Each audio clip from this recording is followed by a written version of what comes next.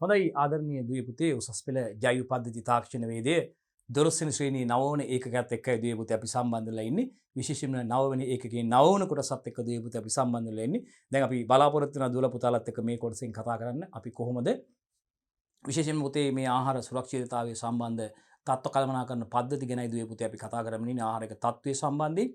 විශේෂයෙන්ම අපි දැන් ආරම්භ කරනවා මේ වෙලාවේ මොහොතේ දුවේ පුතේ මේ කොහොමද අපි විශේෂයෙන්ම නිම් භාණ්ඩයක් සහ නිෂ්පාදන ක්‍රියාවලියක් සඳහා තත්ත්ව සහතිකයක් ලබා ගැනීම සම්බන්ධයෙන් දී පුතේ අපි කතා කරන්න යන්නේ. විශේෂයෙන්ම නිම් භාණ්ඩයක් හෝ එහෙම නැත්නම් නිෂ්පාදන ක්‍රියාවලියක් සඳහා ශ්‍රී ලංකා ප්‍රමිති ආයතනය මගින් තත්ත්ව සහතිකයක් ලබා ගැනීම සඳහා පුතේ මුලින්ම මේ විශේෂයෙන්ම අපි මේ මුලින්ම කරන්න ඕනේ පුතේ මේ නිෂ්පාදන ආයතනය මගින් නිම් භාණ්ඩයක් සඳහා තත්ත්ව සහතිකයක් ඉල්ලුම් කිරීම ලබා ගැනීම සඳහා මුලින්ම අදාළ ආයතනය නැත්නම් ශ්‍රී ලංකා ප්‍රමිති ආයතනය තමයි පුතේ මේ තත්ත්ව සහතික ලබා දීම සඳහා ඒ කටයුතු සිදු කරන ආයතනයේ විදිහට අපි හඳුන්වන්නේ SLSI කියලා ඔබ දන්නවා.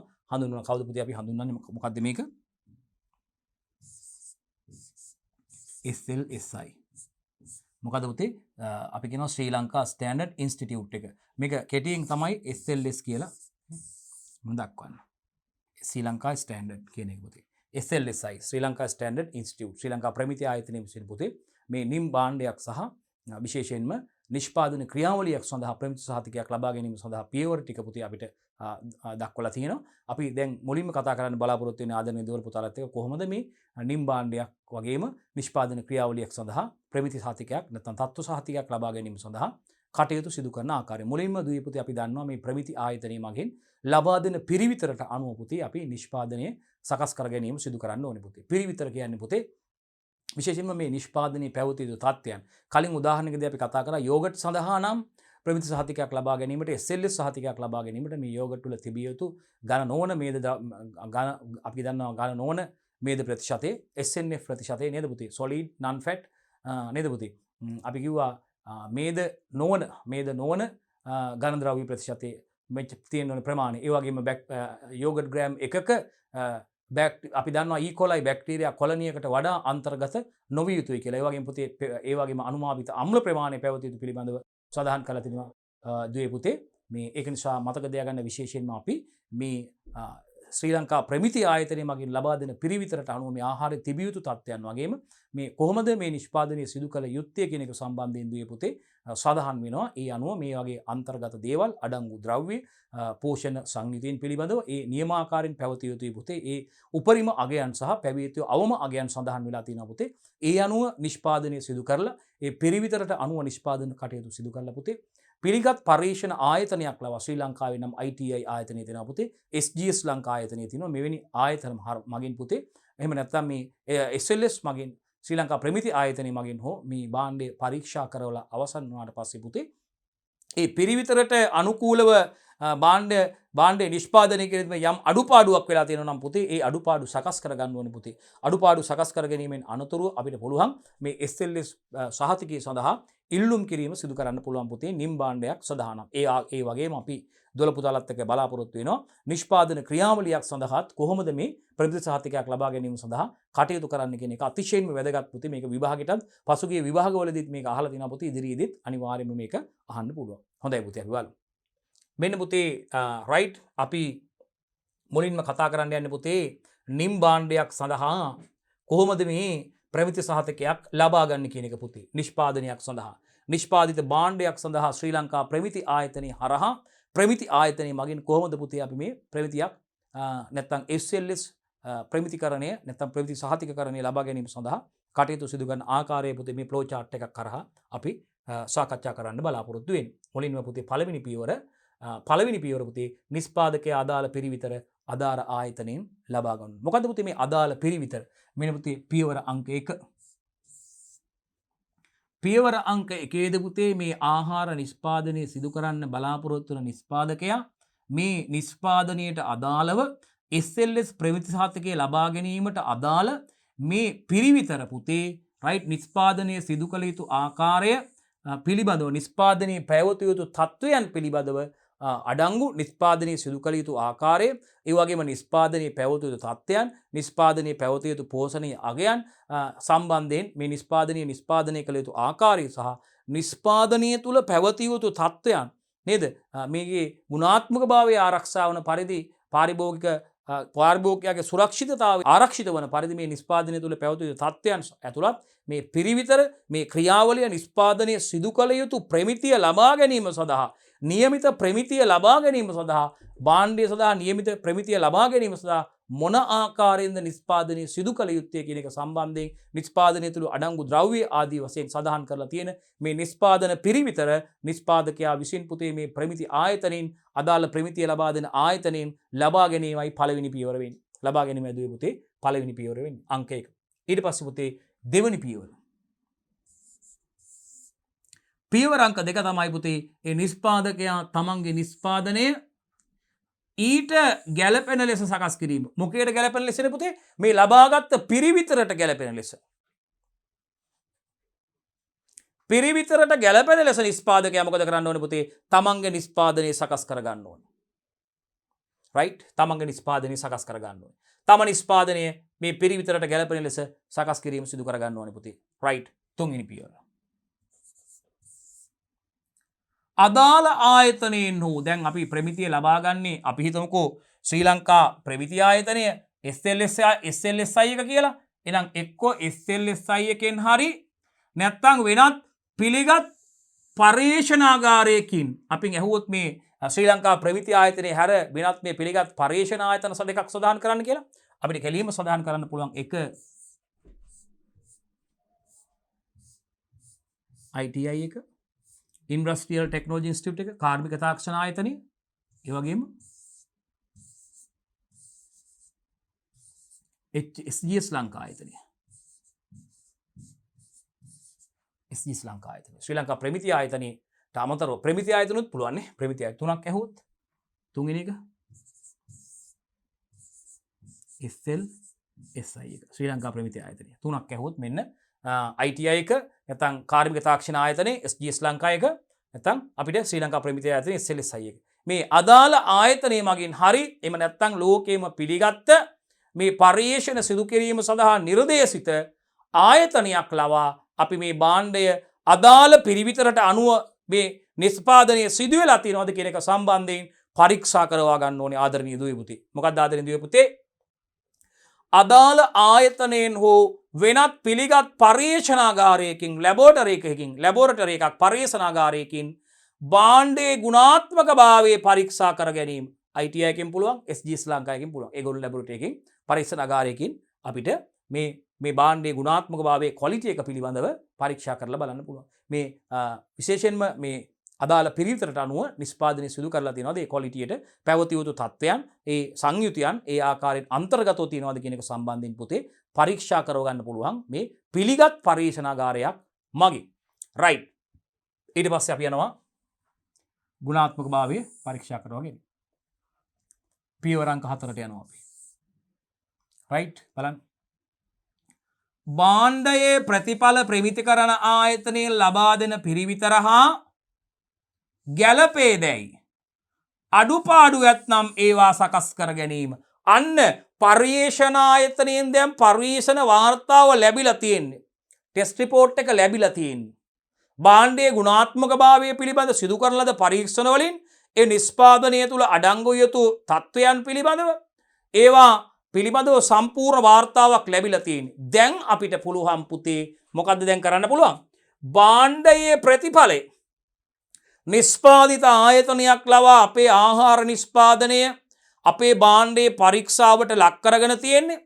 ඒ පරීක්ෂණ වාර්තාව අපිට ලැබිලා තියෙන්නේ. ටෙස්ට් රිපෝට් එක ලැබිලා තියෙන නිෂ්පාදකයාට. දැන් මොකද්ද කරන්නේ? මේ ලැබිච්ච රිපෝට් එක ප්‍රතිඵලය සමග පුතේ මොකද කරන්නේ?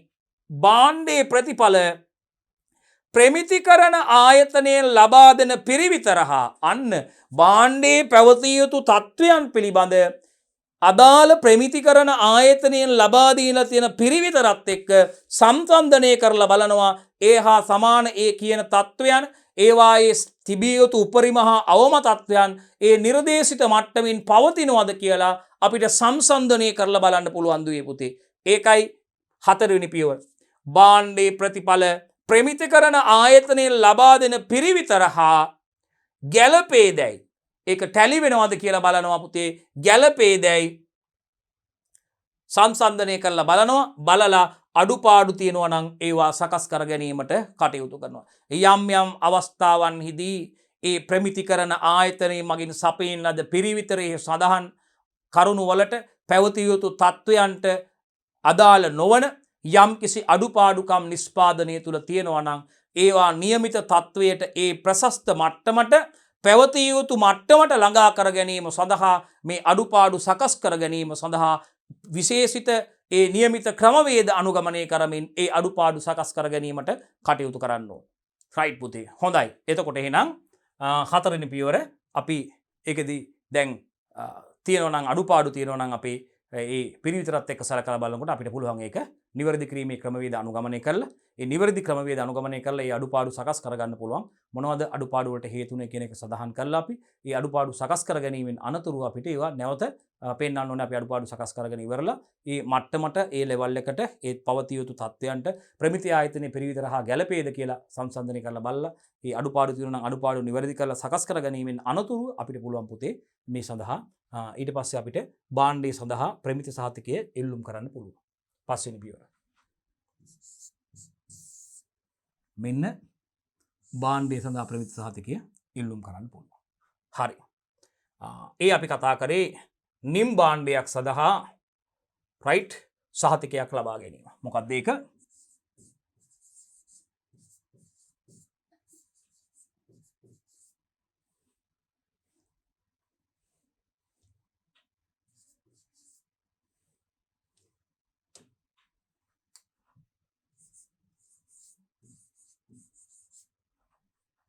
නිම් භාණ්ඩයක් සඳහා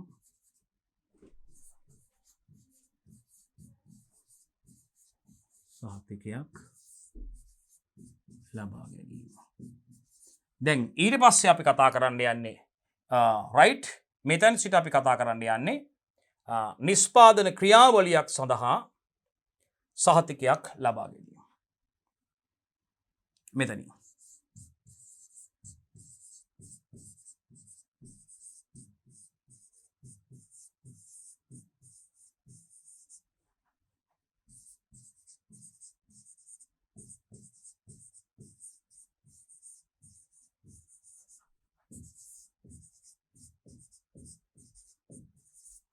කදපුතේ නිෂ්පාදන ක්‍රියාවලියක් සඳහා සහතිකයක් ලබා ගැනීම. රයිට් බලමු. පළවෙනි පියවර. විනත් පෑනකින් අපි අංකණය කරමු පුතේ. නිෂ්පාදන ක්‍රියාවලියක් පුතේ. ප්‍රොඩක්ෂන් ප්‍රොසෙස් එකක් සඳහා. ප්‍රොසෙසින් එකක්. රයිට් නිෂ්පාදන ක්‍රියාවලියක්. අපි දන්නවා මේ නිෂ්පාදන ක්‍රියාවලියකදී අමුද්‍රව්‍ය වල සිට නිෂ්පාදන යන්ත්‍ර සූත්‍ර තුල රයිට් නිෂ්පාදනාගාරයක් තුළ මේ නිෂ්පාදන ක්‍රියාවලිය සිදු වෙනවා. අපි දන්නවා අමුද්‍රව්‍ය ඇතුල් කරගන්න අවස්ථාවේ ඉඳන් රයිට් ඒ අමුද්‍රව්‍ය භාවිතා කරලා අමුද්‍රව්‍ය යොදාගෙන නිෂ්පාදනය සිදු කරන අවස්ථාව නිෂ්පාදන යන්ත්‍ර සූත්‍ර තුළ වගේම ඊට පස්සේ මේවා අපි දන්නවා ඒවා ප්‍රශස්ත ආකාරයෙන් සකස් කරලා නිෂ්පාදන සිදු කරලා ඇසුරුම් කරණය කරලා ලේබල් කරණය කරලා අවසන් නිෂ්පාදන ෆයිනල් ප්‍රොඩක්ට් ස්ටෝරේජ් එක දක්වා අවසන් නිෂ්පාදන අපනයනය හෝ වෙළඳපොළ දක්වා නිකුත් කරන තෙක් ප්‍රශස්ත තත්ත්වයටතේ ගබඩා තත්ත්වයටතේ ප්‍රශස්ත ගබඩා තත්ත්වයටතේ ගබඩා කිරීම දක්වාම පුතේ මේ ක්‍රියාවලිය සඳහා නිෂ්පාදන ක්‍රියාවලියක් මනාව සෞඛ්‍ය ආරක්ෂිතව හා සුරක්ෂිතව පාරිභෝගික ආරක්ෂාව තහවුරු අන්දමින් සිදු කරන බවට ශ්‍රී ලංකා ප්‍රමිති ආයතනයෙන් මගින් නිකුත් කරලා තියෙන ප්‍රමිති කරණයට අනුව නිෂ්පාදන ක්‍රියාවලියක් සිදු කරගෙන යන සම්බන්ධයෙන් ප්‍රමිති සහතිකයක් ලබා ගැනීමට හැකියාවක් තියෙනවා පුතේ ශ්‍රී ලංකාවේදී නම් ප්‍රමිති ආයතනයෙන් SLSI එක මගින් ශ්‍රී ලංකා ස්ටෑන්ඩඩ් ඉන්ස්ටිටියුට් එක මගින් අපි ඒකයි පුතේ දැන් බලන්න යන්නේ. අපි බලමු පළවෙනි පියවර. නිෂ්පාදන ක්‍රියාවලිය සඳහා සහතිකයක් ලබා ගැනීම නිෂ්පාදන ක්‍රියාවලියට අදාළ රෙගුලාසි හඳුනා ගන්න ඕනේ පුතේ.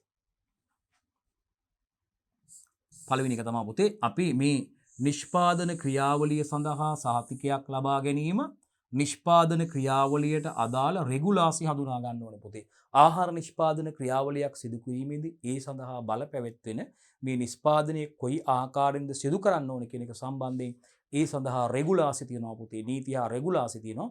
මුලින්ම අපි කරන්න ඕනේ ඒ අදාළ රෙගුලාසි හඳුනා ගැනීම සිදු කරන්න ඕනේ පුතේ. මේ නිෂ්පාදන කටයුතු සිදු කරන ආකාරය මේවා පැහැදිලිව පුතේ නිෂ්පාදනයේ සිදු කරන ප්‍රොසෙසින් ඒරියා එකේ අපි දන්නවා රිසීවින් එකට අදාළව ඒ වගේම ප්‍රොසෙසින් නිෂ්පාදන කටයුතු සිදු වෙන ප්‍රොසෙසින් ඒරියා එකට අදාළව පැකින් ඒරියා එකට අදාළව ස්ටෝරේජ් වලට අදාළව මේවා පුතේ ප්‍රදර්ශනය වන ආකාරයට පැහැදිලිව භාෂා කිහිපයකින් අනිවාර්යෙන්ම සඳහන් වෙන්න ඕනේ පුතේ. මේවා නිෂ්පාදන අංශයේ ඉදිරියට එන නිෂ්පාදක සේවකයන්ට මේවා මේ සේවකයන්ට මේ තොරතුරු දැනගන්න ඕනේ. ඒගොල්ලෝ දැනුවත් කරන්න ඕනේ. මේ කටයුතු ඒ අදාළ රිගුලාසි වලට සිදු කරන්න ඕනේ. ඒ පවත්වාගෙන යන්න ඕනේ. ඒ අනුව තමයි මේ ක්‍රම ක්‍රියාත්මක කරන්න හැකියාව තියෙන්නේ. නිෂ්පාදන කටයුතු සිදු කරන ආකාරය. නිෂ්පාදන ක්‍රියාවලිය. එතකොට එහෙනම් නිෂ්පාදන ක්‍රියාවලිය සඳහා සහතිකයක් ලබා ගැනීම සඳහා නිෂ්පාදන ක්‍රියාවලට අදාළ රෙගුලාසි මුලින්ම හඳුනා ගන්න ඕනේ. ඊට පස්සේ දෙවනි පියවරේදී පුතේ නිෂ්පාදන ක්‍රියාවලියට අදාළම රෙගුලාසි අදාළ ආයතනය තුල ක්‍රියාත්මක කරන්න ඕනේ පුතේ.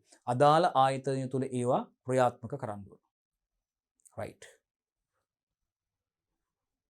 එතකොට හරි නියමිත ආකාරයෙන් දැන් ඇත්තටම මේකෙදි ගත්තාම නිෂ්පාදනාගාරය තුල පිරිසුදු කිරීම පවා කටයුතු ගැන පවා මේ ඒ රෙගුලාසි වල සඳහන් වෙලා තියෙනවා පුතේ. කොහොමද මේ පිරිසුදු කරන්න ඕනේ මේ ඒරියා එක කියන එක සම්බන්ධයෙන්. හරි විශේෂිත ප්‍රෝග්‍රෑම් එකකට අනුව මේ පිරිසුදු කිරීමේ කටයුතු සිදු කරන්න ඕනේ පුතේ. මේ ඒ අදාළ ඒ ස්ථාන ඉදි කරලා තියෙන ඕන ආකාරය පිරිසුදු කරන ආකාරය පුතේ. මේදී භාවිතා කරන උපකරණ මලන කොන වාහන වලින් සකස් කරන ලද ටේබල් පිහි අපි ලබා ගන්න උපකරණ යන්ත්‍ර සූත්‍ර ඒවා මලන කොන වාහන වලින් සකස් කරලා තියෙනවනේ. ඒ යන්ත්‍ර සූත්‍ර නිසියාකාරව නිෂ්පාදන ක්‍රියාවලියට පෙර සහ පසු නියමාකාරයෙන් ඒවා පිරිසුදු කිරීමේ කටයුතු කරන්න ඕනේ. ඒ හැසිරීමේදී නිෂ්පාදන ක්‍රියාවලිය තුළ හැසිරෙන ඒ කටයුතු සිදු කරන සේවකයන්ගේ සෞඛ්‍ය ආරක්ෂිතභාවය නේ සේවකයෝ හැසිරිය යුතු කටයුතු යුතු ආකාරය සෞඛ්‍ය ආරක්ෂිතව නිෂ්පාදනාගාරය තුළ උන් කොහොමද කටයුතු කරන්න ඕනේ කියන එක සම්බන්ධයෙන් පුතේ නිෂ්පාදන කටයුත්තක් අතරතුර ඒ පැවතිය යුතු තත්ත්වයන් නිෂ්පාදන ක්‍රියාවලිය සම්බන්ධ සම්පූර්ණයෙන්ම ඒ නීති ඒ රෙගුලාසි වලට අනුව කටයුතු කිරීම ඉතාමත්ම වැදගත් වෙනවා. right. තුන්වෙනි පියවරට යනවා අපි. ඊට පස්සේ මේ කටයුතු කරන් යන අතරතුර මොකද කරන්නේ? සහතික නිකුත් කරන ආයතනයක් මගින් ආහාර නිෂ්පාදන ක්‍රියාවලිය සෞඛ්‍ය ආරක්ෂිතව සිදුවන බවට සහතික කර ගැනීම. ඊට පස්සේ අපි සහතික නිකුත් කරන ආයතනයක් මගින් පුතේ මොකද කරන්නේ? සහතික නිකුත් කරන ආයතනයකට දැනුම් දීලා ආයතනයක් ගෙන්නවන්න ඕනේ. ඒගොල්ලෝ එන්න ඇවිල්ලා බලන්න ඕනේ. නැත්නම් එහි ඉඳලා ඒගොල්ලෝ ආයතනෙන් ඉඳන් අපි ෆොටෝස් ටිකක් එවලා අපිට ඕන විදිහට හදලා පෙන්නන්න පුළුවන්. අපිට ඕන විදිහට පෙන්නන්න පුළුවන්. ඉතින් ඒක නිසා ඒගොල්ලෝ එන්න ඕනේ. එනකොට ෆර්මිස් එක අවට වගේම ඇතුළත නිෂ්පාදන ක්‍රියාවලිය සම්බන්ධයෙන් සියලු කටයුතු නිරවුල්ව ඒ ආකාරයට සකස් කරලා තියන්න ඕනේ. දැන් හදිසියේ මොනවා හරි අපිට අබිලි ද්‍රව්‍ය තියෙනවා නම් නිෂ්පාදනාගාරය තුර අර නිෂ්පාදන පැක් කරලා ඉතුරු වෙච්ච පෙට්ටි ඒවා කඩදාසි පොලිතින් වගේ දේවල් ඒවා තියෙනවා දාලා දොරවල් වහලා එහෙම තියන්න බෑ. අපද්‍රව්‍ය තියෙනවා නම් ඒ කිසිම දෙයක් තියෙන්න බෑ ඇතුළ තුල. ඒ කියන්නේ භාවිතයට නොගන්නා කිසිම දෙයක් තියන්න දොරවල් වහලා එහෙම තියන්න බෑ. අපි හිතමුකෝ දැන් අපි වායිතා කරලා ඉතුරු පෙට්ටි බොක්සස් පැකින් මැටීරියල් ඒ දේවල් වෙනම අස් කරගන්න බැරි වුණා හදිස්සියේ මේ කට්ටිය එන වෙලාවට. දාලා දොරක් වහලා තියෙනවා. එහෙම බෑ. ඒගොල්ලෝ මේ දොර ඇරලා පෙන්නන්න කියනවා. මොකද එහෙම වුණොත් ඉවරයි. තත්ත්ව කල්පනා කරන ඒ සාතික කිසි එකක් ලබා ගන්න වෙන්නේ නැහැ. මේ ඒකේ තියෙන්න ඕන දේවල් තියෙනවා. නොතිය යුතු දේවල් තියෙනවා. වෙනත් මොකද මේ දේවල් මේ ආහාරයට මිශ්‍ර වෙන්න පුළුවන්. ආහාර වලට එකතු වෙන්න පුළුවන්. ආහාර අපමිශ්‍රණය වෙන්න පුළුවන්. විවිධ ද්‍රව්‍ය මගින් පොලිතින් මගින් ඔය පැකින් රැප් කරන දේවල් මගින් නේ. ඒ බොක්සස් මගින් ඒ වගේ මේ විවිධ දේවල් තිබිලා මේවට එකතු වෙන්න පුළුවන්. ඉතින් මේවා නිෂ්පාදනාගාරය ඇතුළේ වෙනම කාමරයක් ඇතුළේ අපි කියනවා අබිලි ද්‍රව්‍ය එනකොට අස් කරගන්න බැරනවා. මේ වැඩක් නැති දේවල් ඉවත් කරන්න තියෙන දේවල් එහෙම තියාගෙන මේවා කෙලින්ම පර්මිස් එකෙන්ම අයින් කරන්න ඕනේ. තියාගන්න බෑ. බැරි වෙලා අපි හිතමු අපි කාමරයකට දාලා ලොක් කරලා දොර වැහුවා කියලා. දොර වහලානේ. ඒගොල්ලෝ ඒ බලලා කියනවා මොකද්ද මේ දොර අරින්න දොර ඇරලා පෙන්නන්න කියනවා. දොර ඇරලා පෙන්නන්න ඕනේ. අපි කූල් රූම් ඇරලා පෙන්නන්න ඕනේ. කූල් රූම් ඇතුලේ දැන් අපි මේ සීතාගාරයෙන් පහසුකම් මෙම තියෙනවා නම් මේ කූල් රූම් ඇරලා පෙන්නන්න ඕනේ. ඇතුලේ ප්‍රසස්ත තත්ත්වයේ අයි ශරීරයට කටයුතු වෙනවද? පැලට් පිරිසුදුව සෝදලා තියෙනවද? ඒ පැලට් හොඳට පිරිසුදුව දැන් අපි කියන මත්ස්‍යයන් අපි කියමුකෝ මත්ස්‍යයන් අපි ඇසුරුම් මත්ස්‍යයන් තැම්පත් කරලා තියෙනවා කියලා ප්‍රොසෙස් කරන්න. ඒ කියන්නේ අපි අපනයන සඳහා මත්ස්‍යයන් සකස් කරන කර්මාන්තශාලාවක නම් අපි ඒ උදාහරණෙම ගමු. දැන් මත්ස්‍යයන් තැම්පත් කරලා තියෙන කූල් රූම් තියෙන ඒවා සෝදන්න ඕනේ. හැම ප්‍රොසෙසින් එකකින් පස්සෙම පැලට් ඔක්කොම සෝදන්න ඕනේ. මේ මාළු අසුල්ලා තිබ්බ පැලට් සෝදලා සම්පූර්ණ කූල් රූම් එක ක්ලීන් කරලා තියෙන්න ඕනේ. කූල් රූම් එක ක්ලීන් කරලා සම්පූර්ණයෙන්ම අලුත් පරණ අයිස් අයින් කරන්න ඕනේ. පරණ මත්ස්‍යයන්ගේ ලේ තැවරිච්ච අයිස් තියෙන්න පුළුවන්. මත්ස්‍යයන්ගේ අපද්‍රව්‍ය තැවරිච්ච අයිස් තියෙන්න පුළුවන්. ඒවා සම්පූර්ණයෙන්ම පිරිසුදු උපකරණ භාවිතා කරලා කූල් රූම් එකෙන් ඉවතට අයින් කරලා අලුත් අයිස් ඒ පැලට් මතට පැලට් වල අලුත් අයිස් මත තමයි මේ මත්ස්‍යයන් තැන්පත් කරලා තියෙනවා. සම්පූර්ණ ඒ වගේ සීලිං, ඒ වගේ බිම, දොරවල් ඒවා සම්පූර්ණ පිරිසුදු කරලා තියෙන අපද්‍රව්‍ය මොකුත් තියෙන්න බෑ. ඒ වගේම සම්පූර්ණයෙන්ම මේ ආකාරයට මේ නිෂ්පාදනාගාරය තුළ ප්‍රොසෙසින් ඒරියා එකේ බිත්තියේ මාළුන්ගේ කපපු තැන් වල ලේ පාරවල්, බිත්ති වල ජරාව කුණු කිසි දෙයක් තියෙන්න බෑ. ඒවා පිරිසුදු කරලා තියෙන්න ඕනේ. අපද්‍රව්‍ය කොටස් කිසිම දෙයක් තියෙන්න බෑ. හොද්ද ක්ලීන් එක. දැන් ඕගොල්ලෝ හිතයි මේ මාළු අපනයනය කරන සමාගමක් කියන්නේ නිකන් හරි මාළු කඩේ වගේ ඇති කියලා. ඉතින් එහෙම නැහැ. ඒක ඇතුලේ ගඳක්වත් එහෙම කිසිම දෙයක් නැහැ. ඒවා ඉතාම පිරිසුදු තත්ත්වයේ උසස් සෞඛ්‍ය ආරක්ෂිත ගුණාත්මක තත්ත්වයට සිදු කරන්න ඕනේ. නැත්තම් සහතික ලබා ගන්න තිය අපනයනය කරන දැන් මොකක්වත් කරන්න බෑ. ඉතාම උසස් තත්ත්වයෙන් ඒවා පවත්වා ගන්න ඕනේ. ඉතින් ඒ වගේ හරියට එයාකාරන දාලා ඒවා පිරිසුදු කරලා තියෙන්න ඕනේ. එතකොට ටේබල් මේ කටින් බෝඩ් එහෙම ඒවට සැනිටයිසර් දාලා අදාළ රසායනික ඒ කියන්නේ මේ ආහාර නිෂ්පාදනාගාර පිරිසුදු කිරීමට යොදා ගන්නා රසායනික ද්‍රව්‍ය ඒවට යොදා ගන්න ආහාරයට ඒවා මිසු වෙන්නේ මුස්ස වෙන්නේ නැති වෙන්න විස රහිත රසායනික ද්‍රව්‍ය යොදා ගන්න විස සහිත දේවල් අපි යොදා ගන්න ආහාර නිෂ්පාදනය කරන්නේ ඒ කටින් බෝඩ් පිරිසුදු සෝදලා මේස ක්ලීන් කරලා බිමවත් මොකක්වත් කිසිම දෙයක් අපද්‍රව්‍යයක් මේ කිසිම දෙයක් තියෙන බෑ නියම ආකාරයෙන් ගලාගෙන ජලය ගලාගෙන යන පද්ධති සකස් කරලා ප්‍රශස්ත තත්ත්වයට තේ ටැප් හරියට හැම එකක්ම තියෙන්න ඕනේ අරින ඒවා ඒ වගේම සියලුම සේවකයන් තුල සේවකයන්ගේ මාස් හැමෝම දාලා ඉන්න ඕනේ රයිට් නිෂ්පාදනාගාරය තුල සිදු එන්න කර ඒප්‍රම් දාලා ඉන්න ඕනේ ඒගොල්ලෝ රයිට් ඒගොල්ලෝගේ සියලුම දේවල් බලන ඇතුලේ ඒගොල්ලෝ මේ සෞඛ්‍යයට අහිතකර දේවල් ඒ කියන්නේ අතුල තුල ඒගොල්ලෝ බුලත් විට ගන්න ආහාර වර්ග ගන්න චුවින්ගම් හපන දේවල් කරන්න ඒ වගේ දේවල් කිසිම දෙයක් කරන්න බෑ. ඉතින් හැමදේම බලනවා නිෂ්පාදනාගාරය තුල. අන්නේ ඒ தত্ত্ব ඒවට පවත්වා ගත යුතු தত্ত্වයන් තියෙනවා. ඒ පවත්වාගත යුතු තත්ත්වයන් නියමාකාරයෙන් පවත්වා ගන්න ඕනේ නිෂ්පාදන ක්‍රියාවලිය තුළ නිෂ්පාදන ක්‍රියාවලියක් සඳහා ප්‍රමිති සහතිකයක් ලබා ගන්න නම් ඉතින් ඒ අපි ඇවිල්ලා ඔඩිටර්ස්ලා එනකොට ඒ සම්මත ආයතනයකින් මේ ඔඩිටර්ස්ලා එනකොට ඒගොල්ලෝ ඇවිල්ලා නිෂ්පාදන ක්‍රියාවලිය පරීක්ෂාවට ලක් කරනවා. මෙන්න මේ දේවල් හදා ගන්න ඕන කියලා ඒගොල්ලෝ කියනවා. මේ දේවල් සම්පූර්ණ කරන්න ඕන කියලා කියනවා. නියම ඒ අදාළ තත්ත්වයට අනුව තියෙනවා නම් ඒගොල්ලෝ මේක ඕකේ කරනවා. ඊට පස්සේ අන්න අපිට මේ ක්‍රියාවලිය සඳහා මේගොල්ලොන්ගේ නිෂ්පාදන ක්‍රියාවලිය සඳහා අදාළ ප්‍රමිති සහතිකයේ තත්ත්ව සහතිකයේ ලබා ගන්න හැකියාව ලැබෙනවා දරුවනේ. එහෙනම් බලමු. ඉතින් මේ ක්‍රියාවලිය දවස් දෙකක් තිබිලා මේ ඔඩිටර්ස්ලා එනකන් විතරක් තියලා ඊට පස්සේ අර පරණ විදිහටම කලි කසලා දාලා පරණ විදිහට මේ විදිහ එනවා නම් ඒක හරියන්නේ නැහැ. මේක නොකඩවා පවත්වා ගන්න ඕනේ. ඒගොල්ලෝ කියන්නේ නැතුව දැනුම් දෙන්නේ නැතුව වෙනවා. කියලාත් වෙනවා. දැනුම් දෙන්නේ නැතුව ඇවිල්ලා මේව බලන්න පුළුවන්. කියලා આવුත් හදාගෙන තියෙන්න පුළුවන්. නමුත් එහෙම දවසකට දෙකකට විතරක් මේවා පිරිසුදු කරලා බෑ. මේ ක්‍රියාවලිය නිෂ්පාදන ක්‍රියාවලිය තුළ මේ පිරිසුදු කිරීමේ ක්‍රියාවලිය මේ යන්ත්‍ර සූත්‍රවල ඒ ක්‍රියාවලිය මේන්ටේන්ස් කරන ඒවා මේ සියලුම දේවල් නියම ආකාරයට ඒ අනිවාර්යෙන් ප්‍රමිතිය තත්ත්ව සහතිකයේ ලබා ගන්න සුදුසු ආකාරයට සෞඛ්‍ය ආරක්ෂිත තත්ත්ව පවත්වා ගනිමින් අඛණ්ඩව මේ ක්‍රියාවලිය නොකඩවා ඒ ප්‍රශස්ත තත්ත්වයන් පවත්වාගෙන යන්න ඕනේ දරුවනේ. ඒකයි කියන්නේ. මෙම ක්‍රියාවලිය නොකඩවා පවත්වා සතියක් දෙකක් මාසයක් කමාරක් කරලා නතර කරන්න බෑ. මේ ක්‍රියාවලිය නොකඩවා පවත්වාගෙන යනවා. ඊළඟ වසරෙත් මේගොල්ලෝ මේක ඔඩිට් එකක් කරලා බලලා පරීක්ෂාවට ලක් කරලා තමයි දෙන්නේ පුතේ ඒක. රයිට්. එහෙනම් හතරවෙනි පියවර මෙම ක්‍රියාවලිය නොකඩවා පවත්වා ගැනීම. ඊට පස්සේ මොකද කරන්නේ? තත්ත්ව විගණනය මගින් වසරක් පාසා බලන්නකෝ ක්‍රියාවලිය අඛණ්ඩව සිදු කරන බවට සහතික කරවා ගන්න ඕනේ. අන්න බලන්නකෝ. ක්වොලිටි මේ ඔඩිට් එකක් කරලා තත්ත්වය පිළිබඳ ක්වොලිටි එක පිළිබඳ ඔඩිට් එකක් කරලා ඇවිල්ලා බලලා මේවා චෙක් කරලා සියලුම දේවල් මේවා නියම ආකාරයෙන් පවත්වාගෙන යනවාද? මේවා තුළ ප්‍රශස්ත උෂ්ණතාවත පවත්වාගෙන යනවාද? පරීක්ෂණ සිදු කරනවාද? ඒ සියලුම දේවල් පරීක්ෂා කරලා බලලා නිෂ්පාදන ක්‍රියාවලියට අදාළ සියලුම පරීක්ෂණ වාර්තා පරීක්ෂා කරලා බලලා ඉවරලා පර්මිස් එක බලලා ප්‍රොසෙසින් එක බලලා ක්‍රියාවලිය සිදු කරන ආකාරය ස්ටෝස් චෙක් කරලා බලලා පැකින් ඒරියා ඒ සියලුම දේවල් චෙක් කරලා බලලා ඉවරලා තමයි ඒගොල්ලෝ නිෂ්පාදන ක්‍රියාවලට අදාළව මේ තත්ත්ව විගණනය මගින් ඇනුවලි වාර්ෂිකව ඒගොල්ලෝ වසරක් පාසා මේ ක්‍රියාවලිය අඛණ්ඩව සිදු කරන බවට සහතික කරවා ගන්න ඕනේ එතකොට. රයිට්. ඒ ටිකයි සිදු වෙන්නේ. රයිට්.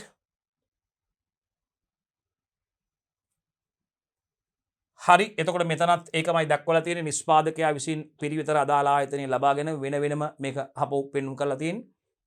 මොකද අතන පේන අඩුහින්ද දුවල පුතාලට පැහැදිලිව මේක බලා ගන්න පුළුවන් ආකාරයට මේ කුඩා අකුරින් සඳහන් වෙලා තිබෙන්නේ මෙතනදී මේක නැවත අපි විශාල කළා මේක සඳහන් කරලා තියෙනවා දුවල පුතාලට පැහැදිලිව නිෂ්පාදකයා අදාළ පිරිවිතර අදාළ ආයතනයේ ලබා ගැනීම තම නිෂ්පාදනයේ ඊට ගැළපෙනසේ සකස් කිරීම අදාළ ආයතනයේ හෝ විනත් පිළිගත් පරීක්ෂණාගාරයකින් මේ භාණ්ඩයේ ගුණාත්මක බව පරීක්ෂා කරලා බලනවා මේ නිම් භාණ්ඩයක් සඳහා සහතිකයක් ලබා ගැනීම ඊට පස්සේ මේ භාණ්ඩේ ප්‍රමිතිකරණ ආයතනය ලබා දෙන පිරිවිතර හා ගැළපේ දේවල් අඩුපාඩු තියෙනවා සකස් කර ගන්න ඕනේ.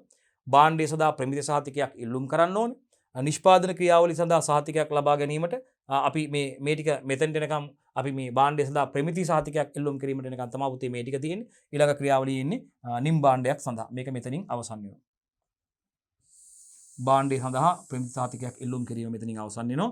ඊට පස්සේ තියෙන්නේ අපිට නිෂ්පාදන ක්‍රියාවලියක් සඳහා ප්‍රමිති සහතිකයක් ලබා ගැනීම. රයිට්? ඒකයි මෙතනින් පටන් ගන්නෙ. මේ පළවෙනි එක නිම් භාණ්ඩයක් සඳහා, මේ දෙවැනි එක නිෂ්පාදන ක්‍රියාවලියක් සඳහා. එකත් නිෂ්පාදන ක්‍රියාවලිය සඳහා සහතිකයක් ලබා ගැනීම, නිෂ්පාදන ක්‍රියාවලියට අදාළ රෙගුලාසි හඳුනා ගන්න ඕනේ. අපි දැන් සාකච්ඡා කරපු එක දුවේ පුතේ. ඊළඟට ඒ ආයතනය තුල ක්‍රියාත්මක කරන්න ඕනේ රෙගුලාසි. ඊට පස්සේ සහතික නිකුත් කරන ආයතනයක් මගින් මේ ආහාර නිෂ්පාදන ක්‍රියාවලිය සෞඛ්‍ය ආරක්ෂිතව සිදුවන බවට සහතික කරව ගන්න ඕනේ. මේ ක්‍රියාවලිය දවසක් දෙකක් මාසයක් සතියක් නෙවෙයි නොකඩවා පවත්වා ගන්න ඕනේ. මේ ක්‍රියාවලිය අඛණ්ඩව පුතේ සඳහා කටයුතු සැලසුම් කරලා ක්‍රමවේදී සිදු කරගෙන යන්න ඕනේ. ඒ වගේම තත්ත්ව විගණනය මගින් වසරක් පාසා වාර්ෂිකව ඔඩිට් එකකින් මගින් පුතේ පාසා මේ ක්‍රියාවලිය අඛණ්ඩව සිදු කරන බවට සහතික කරවා ගන්න ඕනේ. තත්ත්ව විගණනයක් මගින් මේ ක්‍රියාවලිය අඛණ්ඩව සිදු වන බවට සහතික කරවා ගැනීම සිදු කරන්න ඕනේ. හරි. එතකොට අපි කතා කරලා අවසන් කළේ දුවේ පුතේ මේ කොහොමද නිම් භාණ්ඩයක් සඳහා තත්ත්ව සහතිකයක් ලබා ගැනීම සහ නිෂ්පාදන ක්‍රියාවලියක් සඳහා තත්ත්ව සහතිකයක් ලබා ගන්නේ කොහොමද කියන ආකාරය සම්බන්ධයෙන් දුවේ පුතේ අපි කතා කරේ. අපි දැන් බලාපොරොත්තු වෙනවා දුවේ පුතේ මේ නිම් භාණ්ඩයක් හෝ නිෂ්පාදන ක්‍රියාවලියක් සඳහා මේ තත්ත්ව සහතික කිරීමේ ආයතන ගැන කතා කරන්න යනවා පුතේ. අපි ප්‍රධාන වශයෙන් කිව්වා ශ්‍රී ලංකාවේදී නම් මේ අපිට මේ නිම් භාණ්ඩයක් සඳහා සහ නිෂ්පාදන ක්‍රියාවලියක් සඳහා තත්ත්ව සහතිකයක් ලබා ගැනීම සඳහා අපි කතා කරේ එතෙන්දී කෙලින්ම SLSI එක ගැන. ශ්‍රී ලංකා ප්‍රමිති ආයතනය. නේද? ශ්‍රී ලංකා ස්ටෑන්ඩඩ් ඉන්ස්ටිටියුට් එක. ශ්‍රී ලංකා ප්‍රමිති ආයතනය මගින් මේ තත්ත්ව සහතික ලබා දීම සිදු කරනවා. ඊට අදාළ අපිට මේ අංශ වලින් මේ තොරතුරු ලබා ගන්න පුළුවන්. ඒවා අදාළ පිරිවිතර සහ ඒ කටයුතු සිදු කරන ආකාරය පිළිබඳ විවිධ මේ වගේ ආංශික අංශ කමිටු අංශ තියෙනවා පුතේ. ඒ වගේ මේ සඳහා අපිට තොරතුරු ලබා ගැනීම සිදු කරන්න පුළුවන්. රයිට්. නිෂ්පාදකයන්ට ඒ අවශ්‍ය තොරතුරු ලබා ගන්න හැකියාව තියෙනවා ප්‍රමිති ආයතනයේ හා සම්බන්ධ වීමෙන්. අපි බලමු මොනවද මේ ආයතන තවත් ඒ ආකාරයේ තියෙන කියලා පුතේ. බලන්න. නිම් භාණ්ඩේ හෝ නිෂ්පාදන ක්‍රියාවලියක් සඳහා තත්ත්ව සහතික කිරීමේ ආයතන. මේ බලන්න. ශ්‍රී ලංකා ප්‍රමිති ආයතනයේ නිෂ්පාදන ක්‍රියාවලිය සඳහා මෙන්ම නිම් භාණ්ඩයක් සඳහාද සහතිකයක් පිරිනමයි.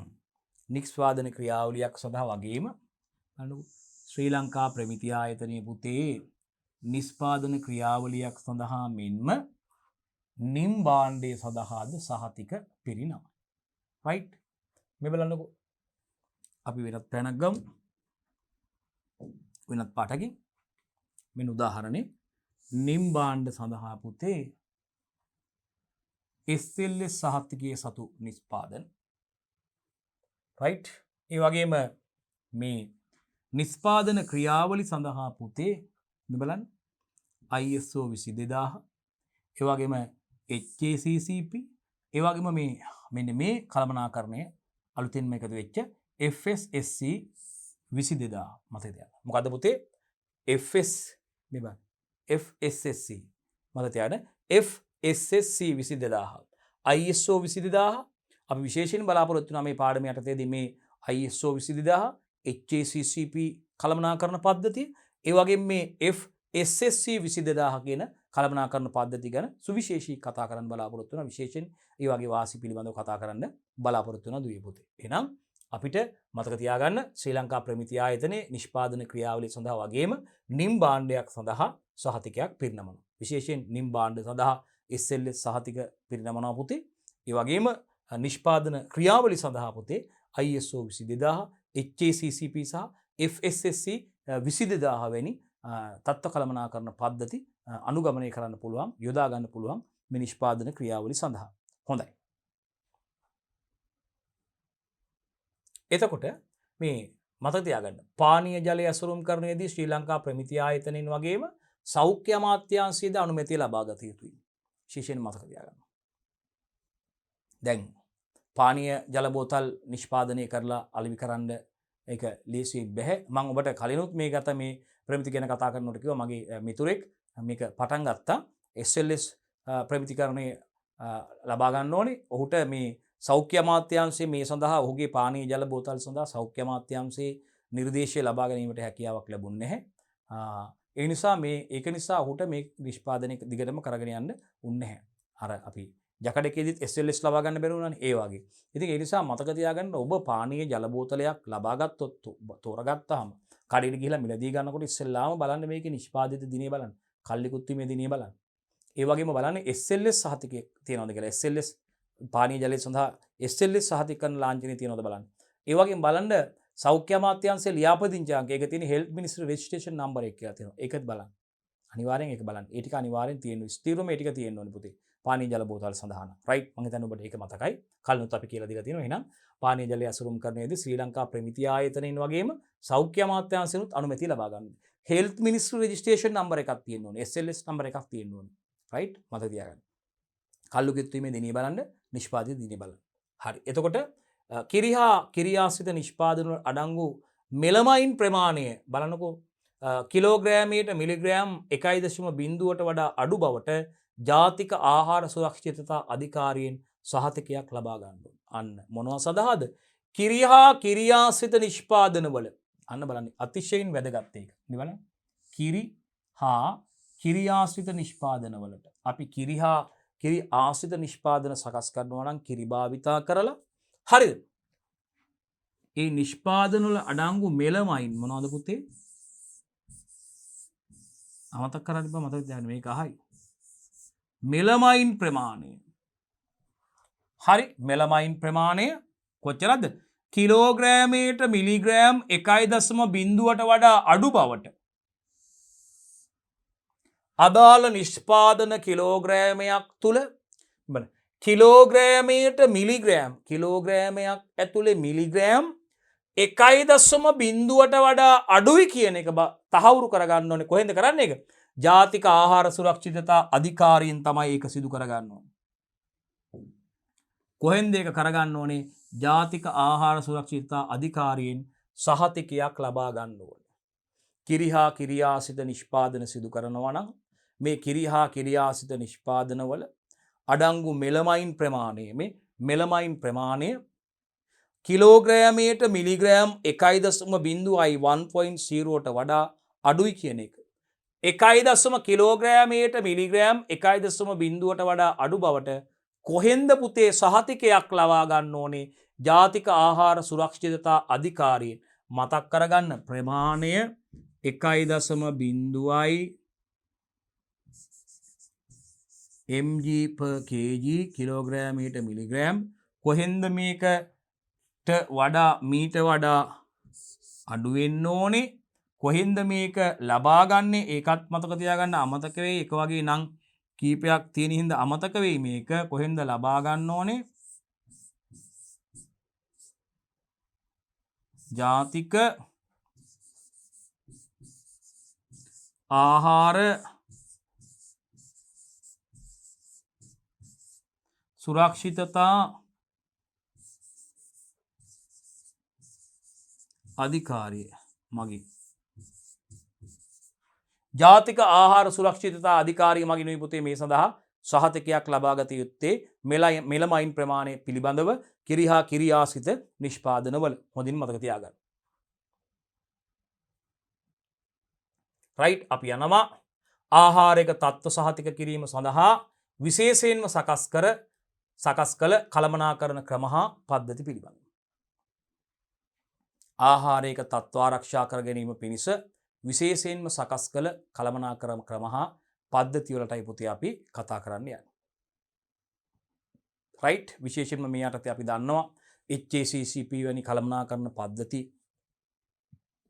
ක්‍රියාත්මක කරන්න පෙර සිටම ආයතනයක් තුළ මේ නිෂ්පාදන ආයතනයක් තුළ විශේෂයෙන්ම යහ සෞඛ්‍යාරක්ෂිත පිළිවෙත් යහ නිෂ්පාදන පිළිවෙත් සහ යහ කෘෂිකාර්මික පිළිවෙත් පෙර අවසි වැඩ පිළිවෙල ලෙස අනුගමනය කරමින් පවතින්න ඕනේ. ඒක අපි දුවල පුතාලට මුලින්ම වේල පහම කියලා තියෙනවා.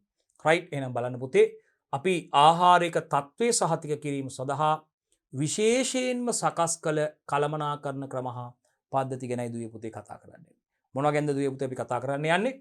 ආහාරයක තත්ත්වයේ සහතික කිරීම සඳහා විශේෂයෙන්ම සකස් කළ කළමනාකරණ ක්‍රම හා පද්ධති ගැනයි කතා කරන්නේ. රයිට් මොනවද බලමු? යහ කෘෂිකාර්මික පිළිවෙත් පළවෙනි එක යහපත් කෘෂිකාර්මික පිළිවෙත්. රයිට්. මොකක්ද අපි ඉංග්‍රීසියෙන් කියන්නේ? good වෙනත් පාටක් ගමු නේද දරුවනේ.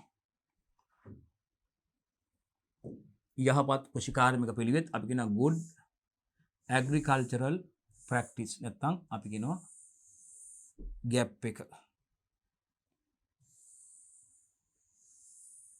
අපි කියනවා gap GAP කියලා කියනවා gap එක. මේ gap එක පුතේ මතක තියාගන්න මේකෙදී මේ මගින් සිදු කරන්නේ පුතේ මේ යහ කෘෂිකාර්මික පිළිවෙත් කියන එක අපි දන්නවා පුතේ මේ ගොවිපලේ ඉඳලා පුතේ.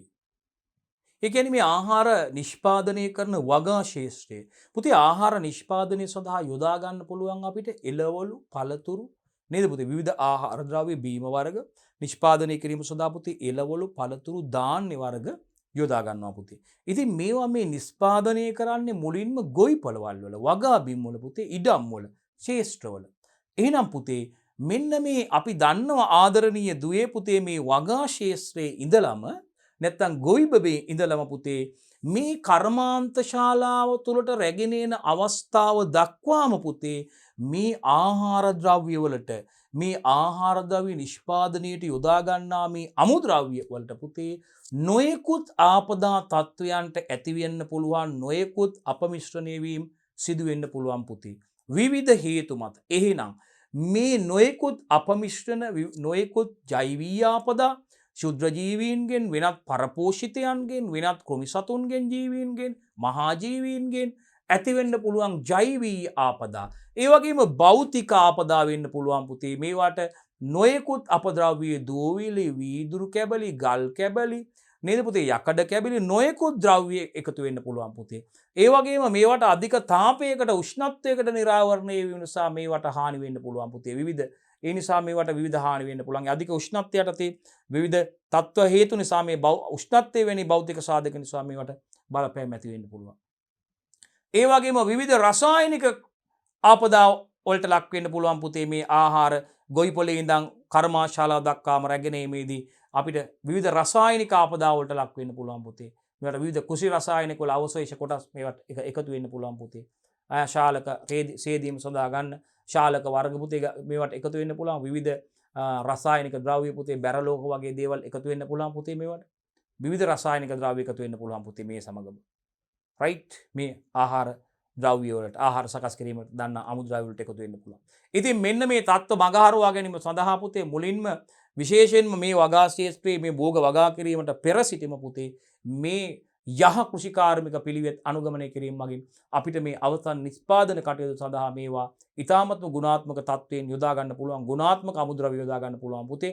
ඉතින් මේ ක්‍රියාවලිය පාලනය කිරීම සඳහා අපි දන්නවා ගැප් එක නැත්තම් good agricultural practice නැත්තම් යහ කෘෂිකාර්මික පිළිවෙත් අනුගමනය කිරීමේදී අපි භෝග සංස්ථාපනයට පෙර සිටීම භෝග සංස්ථාපනයේ සඳහා වගා ශේෂ්ත්‍රයේ ඉඩම භූමිය මේ සකස් කර ගැනීමේ තෝරා ගැනීමේ තැන ඉඳන්ම පුතේ අපි මේ සඳහා මනාව කටයුතු ක්‍රියාත්මක කර යුතුයි. එහිදී පෙර වගා කළ භෝග පිළිබඳව මේ භූමිය යොදාගෙන තියෙන අවස්ථාවන් රසායනික පරිසර දූෂණයට ලක් වෙච්ච තැනක්ද වායු දූෂණයට ලක් වෙච්ච ස්ථානක්ද මෙහි පසේ වයනයේ පාම්සු වයන තත්ත්වය රයිට් ඒ අනුව අපි කටයුතු කරන්න ඕනේ පුතේ. භෝග සුදුසු භෝග වර්ග තෝරා ගැනීම පුතේ. එතකොට මේ භෝග සඳහා පොහොර යෙදීම භෝග සඳහා ජලය යෙදීම ඒ වගේම පුතේ මේ භෝග සනීපාරක්ෂක කටයුතු ඒ වගේම මේවාට අස්වනු නෙලීමේ සිදු කරන ආකාරය ඒ වගේම අස්වනු අපි පිරිසිදු කිරීම සිදු කරන ආකාරය නිවැරදිව ක්‍රමානුකූලව ඒ වගේම අස්වනු ඇසිරීම සිදු කරන ආකාරය අස්වනු ප්‍රමාණ නිසි ආකාරයෙන් ගබඩාව සිදු කරන ආකාරය ප්‍රවාහනය වැනි කටයුතු වලදී අපි මේ පසු අස්වනු ක්‍රියාකාරකම් නිවැරදි තාක්ෂණික ක්‍රමවේද අනුගමනය කරමින් අපිට සිදු කරනවා කියන කිරීම සඳහා මේ යහ කෘෂිකාර්මික පිළිවෙත් අනුගමනය කිරීම මගින් මේ නිෂ්පාදන ක්‍රියාවලිය සඳහා මේක මනා වැදගත් කළමනාකරණ පද්ධතියක්. විශේෂයෙන්ම මේ සකස් කළ ක්‍රමයක් කළමනාකරණ ක්‍රමයක් අපිට මේ ප්‍රමිතියක් විදිහට අපිට සඳහන් කරන්න පුළුවන් පුතේ. විශේෂයෙන්ම මේ ගැප් අනුගමනය කරනවා කියන්නේ මේ සඳහා භාවිතා කරන මේ භූමියේ සිට ඒ කියන්නේ ඇත්තටම වගා ශේෂ්ත්‍ර ඉඳන් කර්මාන්ත ශාලාව දක්වාම මේ ක්‍රියාවලිය මොනිටර් වෙනවා මනාව කටයුතු සිදු කරනවා පුතේ මේ යහ කුෂිකාර්මික පිළිවෙත් අනුගමනය කරනවා කියන්නේ වගා ශ්‍රේෂ්ඨ ඉඳන් කර්මාන්ත ශාලාව දක්වා මේ ක්‍රියාවලි මනාව පාලනයකට ලක් වෙනවා ක්‍රියාවලියකට අනුව මනා ක්‍රියාවලියකට අනුව ඒ කටයුතු ප්‍රසස්තව සිදු වෙනවා කියන එක තහවුරු කරගන්න පුළුවන් මේ කළමනාකරණ පද්ධතිය හරහා මේ ප්‍රවිතිකරණය හරහා ගැප් එක හරහා ඊළඟට අපිට විශේෂයෙන්ම ඊළඟ එක පුතේ යහපත් නිෂ්පාදන පිළිවෙත් අපි කියනවා good manufacturing practice නැත්නම් GMP good manufacturing practice අපි කියනවා GMP එක මේකත් එහෙමයි පුතේ අපි මේ ගැනත් අපි කෙටියෙන් කතා කරලා තිබ්බේ කර්මාන්ත ශාලාවක නිෂ්පාදන ක්‍රියාවලිය සුරක්ෂිත ආහාර සුරක්ෂිතතාවයේ සිදුවන ආකාරයෙන් නිෂ්පාදන කටයුතු සිදු කිරීම නිෂ්පාදන ක්‍රියාවලිය අමුද්‍රව්‍ය වල සිට අවසන් නිෂ්පාදනය දක්වා පුතේ යන්ත්‍ර සූත්‍ර තුල කර්මාන්ත ශාලාව තුල ඒ වගේම පුද්ගලයන් තුල මේ ඒ වගේම සකස් කරගත් තත්ත්වයන් නිවැරදිව සකස් කර ගනිමින් නිවැරදි ආකාරයට මේ නිෂ්පාදන කටයුතු සිදු කිරීම තමයි පුතේ යහ නිෂ්පාදන කටයුතු වලදී සිදු වෙන්නේ අපි මේ අවස්ථාවේදී ඒකත් කතා කරන්න බලාපොරොත්තු වෙනවා ඊළඟට තුන්වෙනි එක අවදි පාලන ලක්ෂ්‍යයන් ඇසුරෙන් අනතුරු විශ්ලේෂණය කිරීම ඔන්න හැසප් එක hazard analysis critical control point HACCP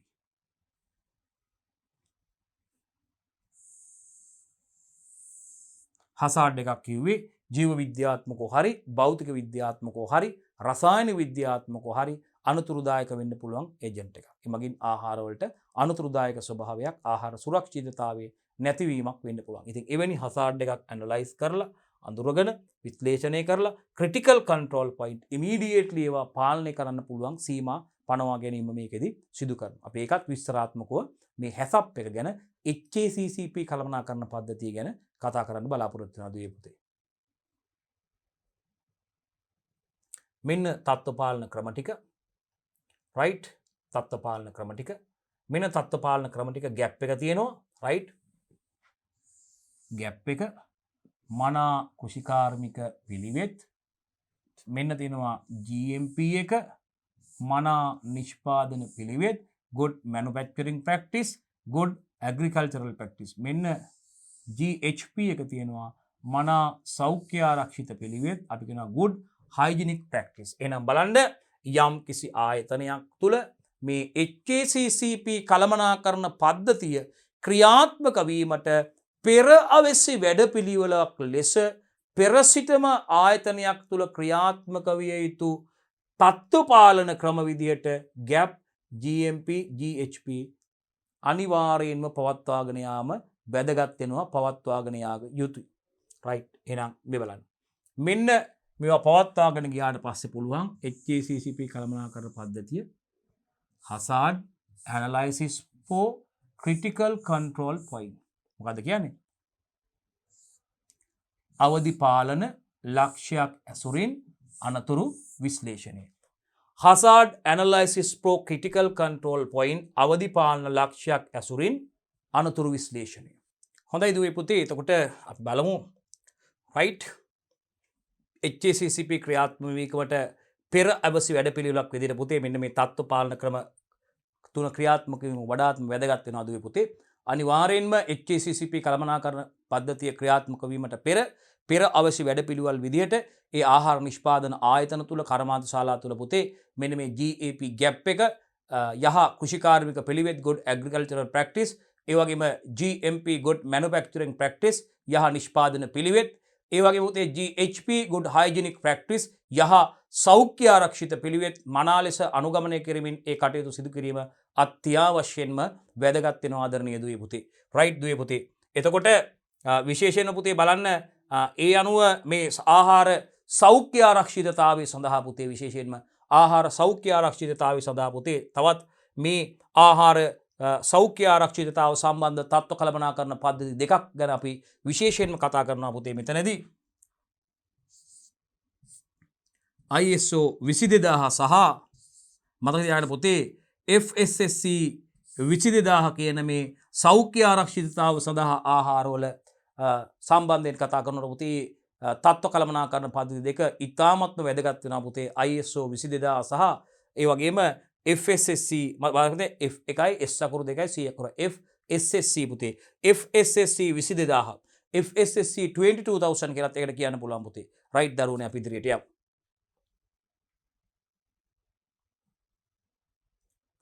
අපි යහපත් කෘෂිකාර්මික පිළිවෙත් වලටයි පුතේ කතා කරන්න යන්නේ අපි ගැප් එක ගැන හැඳින්වීම සරල හැඳින්වීම කීප අවස්ථාවකදී කතා කරලා දුවේ පුතේ අපි කෙලින්ම යනවා ගැප් එක ගැන කතා කරන්න ගැප් good agricultural practice යහ කෘෂිකාර්මික පිළිවෙත් යහපත් කෘෂිකාර්මික පිළිවෙත් නැත්නම් යහ කෘෂිකාර්මික පිළිවෙත් නැත්නම් මනා කෘෂිකාර්මික පිළිවෙත් කියලා පුතේ අපිට ඒ විවිධ ඒ නම් වලින් හඳුන්වන්නේ මේ එකම ගැප් එකමයි පුතේ රයිට් අපි බලමු පුතේ ගැප් එක ගැන දැන් කතා කරන්න යන්නේ පුතේ විශේෂයෙන්ම ආහාර නිෂ්පාදන ක්‍රියාවලිය තුල පුතේ ආහාර නිෂ්පාදන ක්‍රියාවලිය තුල ආහාරී භෞතික පුතේ ආහාරී භෞතික බාහිරින් ඒ වගේම රසායනික වෙනස්කම් වීම කොච්චර පාලනය කරත් පුතේ අපිට පුළුවන් මේ භෞතික වෙනස් වීම පාලනය කරන්න රසායනික වෙනස් වීම පාලනය කරන්න පුළුවන් පුතේ බලන්න පුතේ ආහාර නිෂ්පාදන ක්‍රියාවලියේදී පුතේ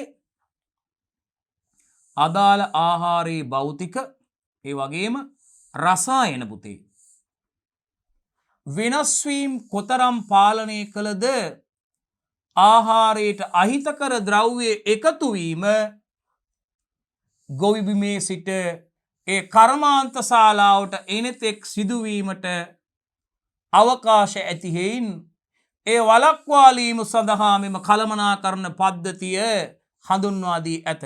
සරලව මේකයි පුතේ දිගින් දිගටම කතා කරලා කිව්වේ දුවල පුතාලට. ආ ජීවිත කාලෙටම අමතක නොවන විදිහට මේ ગેප් එක ගැන මතක් කරලා පැහැදිලි කරලා දුන්නේ ඒකයි පුතේ. ආහාරී භෞතික සහ රසායනික වෙනස් වීම පුතේ අපි පාලනය කරන්න පුළුවන් වුණත් විවිධ ආකාර ක්‍රම මගින් අපිට මේ ගොවිපලේ සිට කර්මාන්ත ශාලාව දක්වාම තියෙන අවස්ථාවේදී පුතේ ගමනේදී අපිට විශේෂයෙන්ම මේ ආහාරවලට විවිධ ද්‍රව්‍ය එකතු වීම පුතේ බලන්න විවිධ අහිතකර ද්‍රව්‍ය ආහාරවලට එකතු වීම පුතේ අපිට ගොවිබිමේ සිට තම ෆීල්ඩ් එකේ වගා ශේෂ්ත්‍රයේ ඉඳලා කර්මාන්ත ශාලාවට එනතෙක්ම සිදුවීමට අවකාශයක් තියෙනවා පුතේ රයිට් ඒක නිසා මේ අහිතකර ද්‍රව්‍ය ආහාරවලට එක්වීම වළක්වාලීම සඳහා තමයි පුතේ මේ ගැප් එක නැත්නම් යහ කෘෂිකාර්මික පිළිවෙත් අනුගමනය කිරීම මගින් රයිට් මේ කළමනාකරණ පද්ධතිය මගින් සිදු කරන්න ලැබේ රයිට් මං හිතන්නේ විස්තරාත්මකව අපි කතා කරලා තියෙන හින්දා දුර පුතාලට පැහැදිලි සම්පූර්ණයෙන් මේක රයිට් අපි ඉදිරියට යමු ඒ වගේම පුතේ මේ බලන්න අපි මේ ගැප් එකේදී අනුගමනය කරන ක්‍රියාවලි ටිකයි දැන් කතා කරන්න යන්නේ පුතේ. ගැප් එකේදී අනුගමනය කරන ක්‍රියාවලි ටිකයි ආදරණීය දුවේ පුතේ අපි කතා කරන්න යන්නේ. බලමු අපි. බලන්න. එහිදී පහත සඳහන් ක්‍රියාකාරකම් වල தත්ත්වය පිළිබඳ සොයා බැලීමක් සිදු කරනු ලැබේ. මොන වගේ ක්‍රියාකාරකම් පිළිබඳවද පුතේ? මොන වගේ ක්‍රියාකාරකම් වල தත්ත්වය පිළිබඳවද සොයා බැලීමක් සිදු කරන්න යන්නේ අපි යහ කෘෂිකාර්මික පිළිවෙත් සම්බන්ධයෙන් කතා කරද්දී. යහ කෘෂිකාර්මික පිළිවෙත් නැත්නම් ගැප් එකේදී පුතේ අපි විශේෂයෙන්ම මන් දුවල පුතාලට කිව්වා භෝග වගා කිරීමට පෙර සිටම පුතේ මේ වගා කිරීමට සුදුසු භූමියක් තෝරා ගැනීමේ සිටම බලන්නකෝ වගා කිරීමට පෙර භෝග වගා කිරීම සඳහා ගැළපෙන ඒ සඳහා උචිත සුදුසු භූමියක් තෝරා ගන්න අවස්ථාවේ සිටම පුතේ මේ අවසන් නිෂ්පාදනය කර්මාන්තශාලාවට යන අවස්ථාව දක්වාම සිදුවන ක්‍රියාවලි පුතේ මනා ලෙස පාලනයකින් යුතුව ඒ කටයුතු සිදු කිරීම තමයි පුතේ ගැප් එක මගින් සිදු කරන්නේ. ඒකෙන් ප්‍රධාන වශයෙන් අපේක්ෂා කරන්නේ පුතේ ගොවිපලයේ සිට කර්මාන්ත ශාලාව දක්වාම මේ ආහාර ද්‍රව්‍ය වලට විවිධ ද්‍රව්‍ය එකතු වීම පුතේ පාලනය කිරීම වළක්වාලීමයි පුතේ එකෙන් අපේක්ෂා කරන්නේ. රයිට් හරි. අපි බලමු පුතේ පළවෙනි කරුණ. රයිට්. භෝග වගා කිරීමට සුදුසු භූමියක් තෝරා ගැනීම. රයිට්. ඉස්සෙල්ලාම අපි දන්නවා අපි යම් කිසි භෝගයක් වගා කරන්න යනකොට පුතේ සාමාන්‍ය තත්ත්වයට තුනත් අපි මේ සොයා බැලීමක් සිදු කරන විශේෂයෙන් අපි දන්නවා මේ කෘෂිකාර්මික මූලධර්ම වලට අනුකූලව භෝග වගා කටයුතු සිදු කිරීම. අපි කියනවා විද්‍යාත්මක ක්‍රමවේද වලට අනුව භෝග වගා කටයුතු කිරීමේදී පොඩ්ඩක් එකක් මෙතෙන්දි මතක් කරගන්න විශේෂයෙන් අපි බලනවා පුතේ යම් කිසි භෝගයක් මොකද අපි භෝගයක් වගා කරන්නේ ආර්ථිකව ලාභ ලබා ගන්න ආර්ථික වශයෙන් ප්‍රතිලාභ ලබා ගන්න. ඉතින් අපි මේ මේ භෝගයක් වගා කරලා ලේසි කටයුත්තක් කාර්යයක් නෙමෙයි පුතේ. අපි භෝග සංස්ථාපනය කළ අවස්ථාවේ ඉඳන් අස්සලු නෙළන අවස්ථාව දක්වා අපි මේ විශාල කටයුතු ප්‍රමාණයක් පුතේ සිදු කරනවා. ඉතින් මේකෙදි පුතේ විශාල මුදලක්, ඒ වගේම විශාල ශ්‍රමයක් පුතේ, පරිශ්‍රමයක්, කාලයක්, ඒ වගේම දුවේ පුතේ මේ මෙහිදී මේ පස ඒ වගේ දේවල් භාවිතා කරනවා පුතේ. මේ දේවල් භාවිතා කළා මේ සිදු කරන ක්‍රියාවලිය භූමිය වගේ දේවල් සම්පත් භාවිතා කරලා සිදු කරන මේ නිෂ්පාදනයේ පුතේ ඵල ප්‍රයෝජනවත් වෙන්න ඕනේ.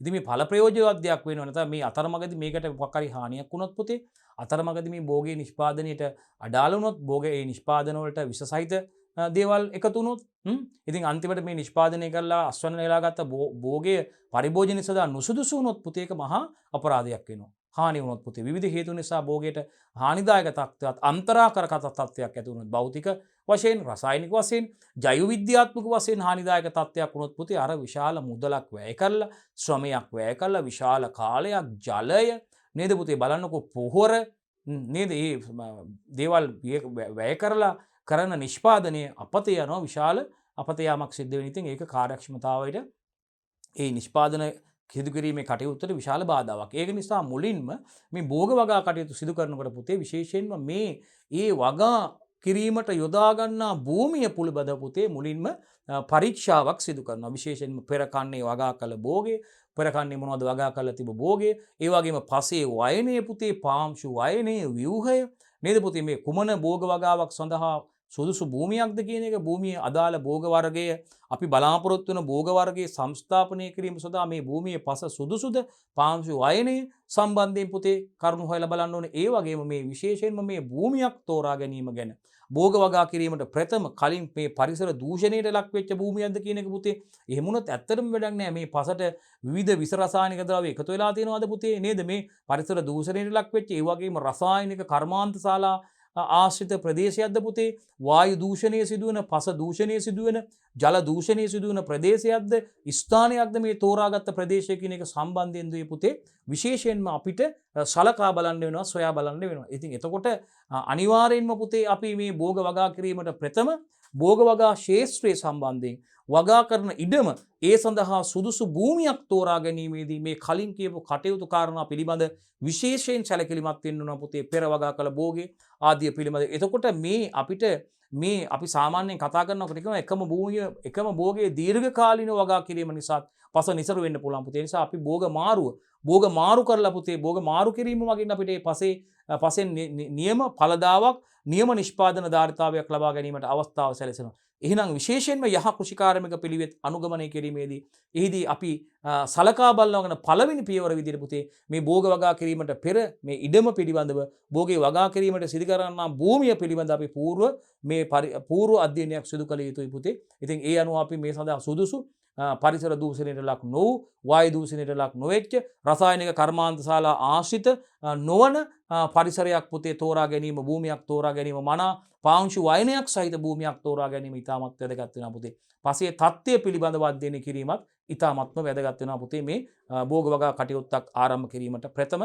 ඉතින් ඒකත් යහ කෘෂිකාර්මික පිළිවෙත් වලට අදාළ වෙන කටයුත්තක් විදිහට, කාර්යයක් කරුණක් විදිහට ආදරණීය දුවල පුතාලට හඳුන්වා දෙන්න පුළුවන්. හොඳයි දුවේ පුතේ. අපි ඊළඟට බලමු උදාහරණයක් විදිහට මේ භූමි ඉතිහාසය අනුව භූමි හිස්ටරි එක කියන්නේ ඒකයි පුතේ. වගා ශාස්ත්‍රයේ හිස්ටරි එක ඉතිහාසය පිළිබඳ, පෙර කන්නේ වගා කළ භෝගය ආදී පිළිබඳ පුතේ. පස්සේ ස්වභාවය පිළිබඳ මේ හිස්ටරි එක පිළිබඳ සැලකිල්ලට ලක් කරලා තමයි අපි මේ භූමිය තෝරා ගැනීම සිදු කරන්නේ යම් භෝග වර්ගයක් වගා කිරීම සඳහා. හොඳයි දුවේ පුතේ. ඊළඟට අපි බලනවා ඊළඟට අපි මේ රෝපණ ද්‍රව්‍ය තෝරා ගැනීමත් පුතේ අනිවාර්යයෙන්ම මේකෙදි සඳහන් කරන මේ ක්‍රියාකාරකම් වල විශේෂිත තත්ත්වයක් තමයි පුතේ. මොකද රෝපණ ද්‍රව්‍ය තෝරා ගැනීම. අන්න බලන්න. ඉතින් පුතේ විශේෂයෙන්ම අපි රෝපණ ද්‍රව්‍ය තෝරා ගද්දී ඒ කියන්නේ භෝග සංස්ථාපනය කරන්න රෝපණ ද්‍රව්‍ය යොදා ගන්න බීජ වෙන්න පුළුවන් පුතේ. අතු කැබලි, දණු කැබලි, මුල් කැබලි නේද පුතේ? අපි දන්නවා මේ රෝපණ ද්‍රව්‍ය.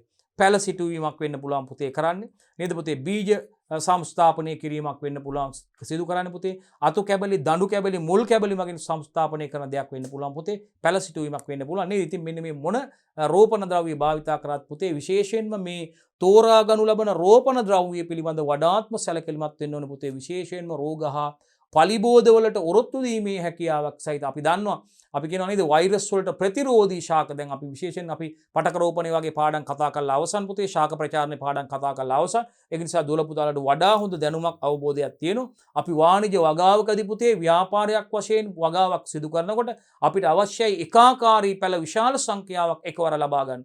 එහෙමනම් මොකද එතකොට අපිට එකම කාලයකදී අස්වනු නෙලීම, ඒ වගේම සාත්තු කටයුතු කිරීම, ඒ වගේම ඒ භෝග විශේෂයෙන්ම භෝග සඳහා සිදු කරන ඒ කටයුතු පාලන භෝග පාලන කටයුතු සිදු කිරීම වඩාත් පහසු වෙනවා පුතේ. ඒ සඳහා අඩු ඒ ශ්‍රමය යොදා ගන්න පුළුවන් ශ්‍රමයේ කාලය, ඒ වගේම අපිට අපේ ධනය අපේ මේ මුදල් ඉතිරි කර ගන්න පුළුවන් පුතේ මේ කටයුතු එකවර සිදු කර ගැනීම සාස්වන නෙලීම වගේම නේද පුතේ. එයි අපි සිදු කරන පොහොර දීමේ කටයුතු, ඒ වගේම අනිකුත් කටයුතු භෝග සංස්ථාපනය කරාට පස්සේ සිදු කරන අතුරුයත්ගාමී කටයුතු වගේ කටයුතු අපිට සාර්ථකව සිදු කරගන්න පුළුවන් පුතේ. ඒ සඳහා සුදුසු රෝපණ ද්‍රව්‍ය තෝරා ගැනීමෙන් පුතේ. රයිට්. ඒක විශේෂයෙන්ම සැලකිලිමත් වෙන්න ඕනේ පුතේ. මේ පලිබෝධ ප්‍රතිරෝධී රෝපණ ද්‍රව්‍ය තෝරා ගැනීම වඩාත් වැදගත් වෙනවා පුතේ. පලිබෝධ වලට ප්‍රතිරෝධී රෝපණ ද්‍රව්‍ය අපිට තෝරා ගන්න පුළුවන්. ඉතින් එවැනි රෝපණ ද්‍රව්‍ය අපිට නිෂ්පාදනය කරලා තියෙන නව රෝපණ ද්‍රව්‍ය තෝරා ගන්න පුළුවන්. රෝග වලට ප්‍රතිරෝධී රෝපණ ද්‍රව්‍ය. රයිට්. ඒකත් විශේෂයෙන් වැදගත් වෙනවා. ඊළඟට පාංශු පාලනය පුතේ. පසේ පාලන කටයුතු ගැන කතා කරද්දී පුතේ පාංශු පාලනය යටතේ අපිට පාංශු ව්‍යුහය වැඩි දියුණු කිරීම සිදු කරන්න පුළුවන් පුතේ. අපි දන්නවා වැඩි දියුණු කරපුවම ප්‍රශස්ත පාංශු වාහිනියක් තියෙනවා නම් ඒ පස්සේ භෝග වර්ධනයට අවශ්‍ය, භෝග වල මුල් වල වර්ධනයට අවශ්‍ය, මුල් වල පැතිරීමට අවශ්‍ය, ඒ වගේම ඒ පස්සේ ජලයේ රඳවා තබා ගැනීම, ජල පාරගම්‍යතාව නේද පුතේ. ඒ වගේම ජල වහන කටයුතු මනා අයුරින් සිදු වෙනවා පුතේ. මේ નિયમિત ප්‍රශස්ත පාංශු ව්‍යුහයක් සහිත පසක පුතේ. පාංශු ව්‍යුහය මනා ලෙස පවත්වා ගන්න ඕනේ පුතේ. ඒ කියන්නේ අපිට ඒ සඳහා පාංශු ව්‍යුහය වැඩි දියුණු කිරීමේ ක්‍රමවේද අනුගමනය කරන්න පුළුවන් පුතේ. ඒකත් යහ කෘෂිකාර්මික පිළිවෙතක් විදිහට අපිට සඳහන් කරන්න පුළුවන් පසේ ව්‍යුහය. අපි දන්නවා පසේ වැලි, මැටි, රොන් මඩ කියන අංශුන් පසේ තියෙන විවිධ බැඳුම්කාරක ද්‍රව්‍ය මගින් එකිනෙක බැඳ තබලා හදන පාංශු සමූහනවල හැඩය තමයි පුතේ පාංශු ව්‍යුහය කියන්නේ. ඉතින් මේ පාංශු ව්‍යුහය අනුව පුතේ පසේ ජලයේ රඳවා තබා ගැනීමේ හැකියාව තීරණය වෙනවා පුතේ. පසේ ජල වහනය පිළිබඳව අපිට වැදගත් වෙනවා. ඒ වගේම පසේ පාංශු වාතයේ රඳවා ගැනීම පිළිබඳව වැදගත් වෙනවා පුතේ. ඒ වගේම ශාක භෝගවල මුල් පැතිරීම පිළිබඳ පුතේ. ඒ වගේම පසේ සවිවරතාවය පිළිබඳව මනා සවිවරතාවයක් සහිත පසක් තුළ පුතේ අපිට භෝග වගා කටයුතු, ශාකවල මුල් පැතිරීමේ කටයුතු සහ පාංශු ජීවී ක්‍රියාකාරීත්වයේ මනාව පවත්වා ගැනීමෙන් ප්‍රශස්ත තත්ත්ව පවත්වා ගැනීම තුළින් භෝග වගාව වඩාත් හොඳ ගුණාත්මක භෝග වගාවක් පවත්වා ගැනීම තුළින් අවසානයේ ප්‍රමාණාත්මකව සහ ගුණාත්මකව ඉහළ අස්වන්නක් ලබා ගැනීමට හැකියාවක් ලැබෙනවා පුතේ. ඒ පස තුළ පාංශු තත්වයන් මනා ලෙස පාලනය කර ගැනීම. රයිට්. ඒකත් දුවල පුතාලට පැහැදිලි. හරි. විශේෂයෙන් මේකදී අපිට මේ පාංශු ව්‍යුහය ගැනත් වයනය ගැනත් කතා කරන්න වෙනවා පුතේ. අපි දන්නවා පාංශු වයනය කියන්නේ යම් කිසි පසක තියෙන වැලි, මැටි සහ රොන් මඩ කියන අංශූන්ගේ සාපේක්ෂ අනුපාතය. ඉතින් එනවා භෝග වගාව සඳහා වඩා සුදුසු පසක් අපිට තෝරා බවට සකස් කරගන්න පුළුවන් පුතේ භූමිය. පස සකස් කර ගැනීම මගින් નિયમિત ප්‍රශස්ත පාංශු වයනයක් පවත්වා ගැනීම තුළිනුත් අපිට ගුණාත්මකව සහ ප්‍රමාණාත්මකව ඉහළ අස්වැන්නක් ලබා ගන්න පුළුවන්. අපි දන්නවා පාංශු වයනේ දුර්වල වුණාට පස්සේ අර අපි දන්නවා කැරට් වල බෙදිලා තියෙන පුතේ. කැරට් වල අපි කියන්නේ මේ බෙදිච්ච කැරට් වල ඒ වගේ වටිනාකම වෙළඳ වටිනාකම අඩු වෙන පුතේ. එහෙම නැත්නම් කැරට් වල හොඳට වර්ධනය වෙලා හොඳට පුෂ්ටිමත්ව තියෙනවා නම් ඒව බෙලදී ගන්න කැමති ඒ කැරට් වල. නමුත් අර බෙදිනු කැරට් වල කැරට් වල කකුල් දෙකක් වගේ එක වෙනම බෙදිලා තියෙන්නේ. බෙදීමකට ලක් වෙලා තියෙන පුතේ පාංශු වයනේ දුර්වල වීම නිසා තමයි පුතේ එහෙම බෙදුණු කැරට් වල නිර්මාණ වෙලා තියෙන්නේ. ඒවට වෙළඳ පොළ තුළ තියෙන වටිනාකම අඩුයි. එහෙම නැතුව මනා පාංශු වයනයක් පවත්වා ගත්තොත් පුතේ මනා පාංශු වයනයක් ආ ව්‍යුහයක් පවත්වා ගැනීම තුළින් අපිට මනා භෝග වර්ධනයක් පුතේ ගුණාත්මක සහ ප්‍රමාණාත්මක ඉහළ ඵලදාවක් ලබා ගන්න පුළුවන්. එනම් මේ පාංශු ක්‍රියා පාලනය කිරීමත් පුතේ මේ අපිට විශේෂයෙන්ම මේ යහ කෘෂිකාර්මික පිළිවෙත් අනුගමනය කිරීමේදී අපිට සැලකිලිමත් යුතු කාරණාවක් විදියට දුවල පුතාලට හඳුන්වා දෙන්න පුළුවන්. රයිට්. ඊළඟට පුතේ ජල සම්පාදනය. අංක 4 ජල සම්පාදනය පුතේ අපි දන්නවා උදාහරණයක් විදියට ජලයේ ගුණාත්මක තත්ත්වය, ජලයේ pH වගේ ලවණතාවය වගේ දේවල් පරීක්ෂා කරන්න ඕනේ. විශේෂයෙන්ම පුතේ අපි දන්නවා මේ භෝග වගාවන් සඳහා ජලය ලබා දීමේදී විශේෂයෙන්ම කොළ එළවලු පලා වර්ග වගේ දේවල් සඳහා ඉතාම පිරිසුදු තත්ත්වයේ ජලය ලබා දෙන්න ඕනේ පුතේ. විශේෂයෙන්ම කොළ එළවලු පලා වර්ග වගේ ආහාර අපි දන්නවා. කෙලින්ම ආහාර අනුභවයට ගන්නවා ඒවා පිසින් නැතුව වැඩ උයන් නැතුව කොළ එළවලු පලා වර්ග අපි සලාද හදලා අමුවෙන් ආහාරයට ගන්නවා. ඉතින් මේ සඳහා ඉතාම පිරිසුදු තත්ත්වයේ ජලය භාවිතා කරන්න ඕනේ. අපි හැම අවස්ථාවක ඒ කියන්නේ සාමාන්‍ය පානීය ජලයට හා සමාන ගුණාත්මක තත්ත්වයේ තියෙන ජලයේ සමහර භෝග වර්ග සඳහා භාවිතා කිරීම සුදුසුයි. නමුත් හැම භෝග වර්ගයක් සඳහාම අපි කියන්නේ මේ ඊටාම පිරිසුදු තත්ත්වයේ ජලය භාවිතා කරන්න ඕනේ කියලා. නමුත් අපි කියනවා මේ සාමාන්‍යයෙන් කොළ එළවලු සහ පලා වර්ග සඳහා නම් හොඳ තත්ත්වයේ ජලයේ පිරිසුදු තත්ත්වයේ ජලය භාවිතා කරන්න ඕනේ. ඉතින් ජල සම්පාදනය කාලාන්තරයේ තේරුම් අරගෙන නියම කාලයට පුතේ ඒ ජල සම්පාදන කටයුතු කරන්න ඕනේ පුතේ. ඒ ජල සම්පාදන සුදුසු ජල සම්පාදන ක්‍රම ඒ සඳහා යොදා ගන්න පුතේ. පසේ ස්වභාවය අනුව පුතේ ඒ සඳහා ප්‍රදේශයේ දේශගුණික කලාප අනුව ඒ සඳහා ගැළපෙන සුදුසු ජල සම්පාදන ක්‍රම යොදා ගන්න ඕනේ. බොහෝ විට වේලි කලාපයේ සඳහා නම් පුතේ ඒ සඳහා ජල සංරක්ෂණය සඳහා ඒ කියන්නේ ජලය සුරක්ෂිත කිරීම ජල සංරක්ෂණය සඳහා අපි දන්නවා වඩාත් කාර්යක්ෂම ජල සම්පාදන ක්‍රම යොදා ගන්න පුළුවන්. බිඳු ජල සම්පාදනය සහ විසිරුම් ජල සම්පාදන වැනි කාර්යක්ෂම ජල සම්පාදන ක්‍රම යොදා ගන්න පුළුවන් පුතේ. ඒ වගේම ජල සම්පාදන ක්‍රමය, ඒ වගේම මේ වගේ ජල සම්පාදන කාලාන්තරය තීරණය කිරීම ඉතාමත් වැදගත් වෙනවා පුතේ. ප්‍රශස්ත භෝග වර්ධනයක් සඳහා පුතේ අපි දන්නවා ප්‍රශස්ත ජල ප්‍රමාණයක් අවශ්‍ය වෙනවා පුතේ. එහෙනම් අපි කියනවා මේ ප්‍රශස්ත මට්ටමට මනා භෝග වර්ධනයක් සිදු කර ගන්නම් පුතේ. මනා ජල සම්පාදනයක් පවත්වා ගන්න ඕනේ. ඉතින් ඒකත් වැදගත් පුතේ මේ යහ කුෂිකාර්මික පිළිවෙත් අනුගමනය කිරීමේදී මේ ජල සම්පාදනය, ඒ වගේම ජලයේ ගුණාත්මක භාවය, ජලයේ තත්ත්වයට ජලයේ pH අගය, ලවණතාවය පිළිබඳව සැලකිලිමත් වෙන උනත් ඒවා පරීක්ෂා කරන්න පුළුවන්. භෝග වර්ධනය සඳහා ප්‍රශස්ත pH අගයක් ජලය තුළ පවත්වා ගන්න ඕනේ. ඒ වගේම ලවණතාවයත් ප්‍රශස්ත මට්ටමක පවත්වා ගන්නවා. ලවණතාවය අධික වුණොත් පුතේ ඒක භෝග වලට විශාල බලපෑමක් තියෙනවා පුතේ. අපි දන්නවා මේ ලවණතාවය අධික වීම සෝඩියම් ලවණ නේද, මැග්නීසියම් ලවණ, කැල්සියම් දෙක දනවන ප්‍රධාන වශයෙන් සෝඩියම් ලවණ අපි හඳුන්වනවා නේ. ඒතර අපි දන්නවා මේ ජලයේ පාංශු ජලයේ ලවණතාවය වැඩි වුණොත් එහෙම අධික ලවණාධික තත්ත්වයටපත් වුණොත් අපි දන්නවා මොකද වෙන්නේ?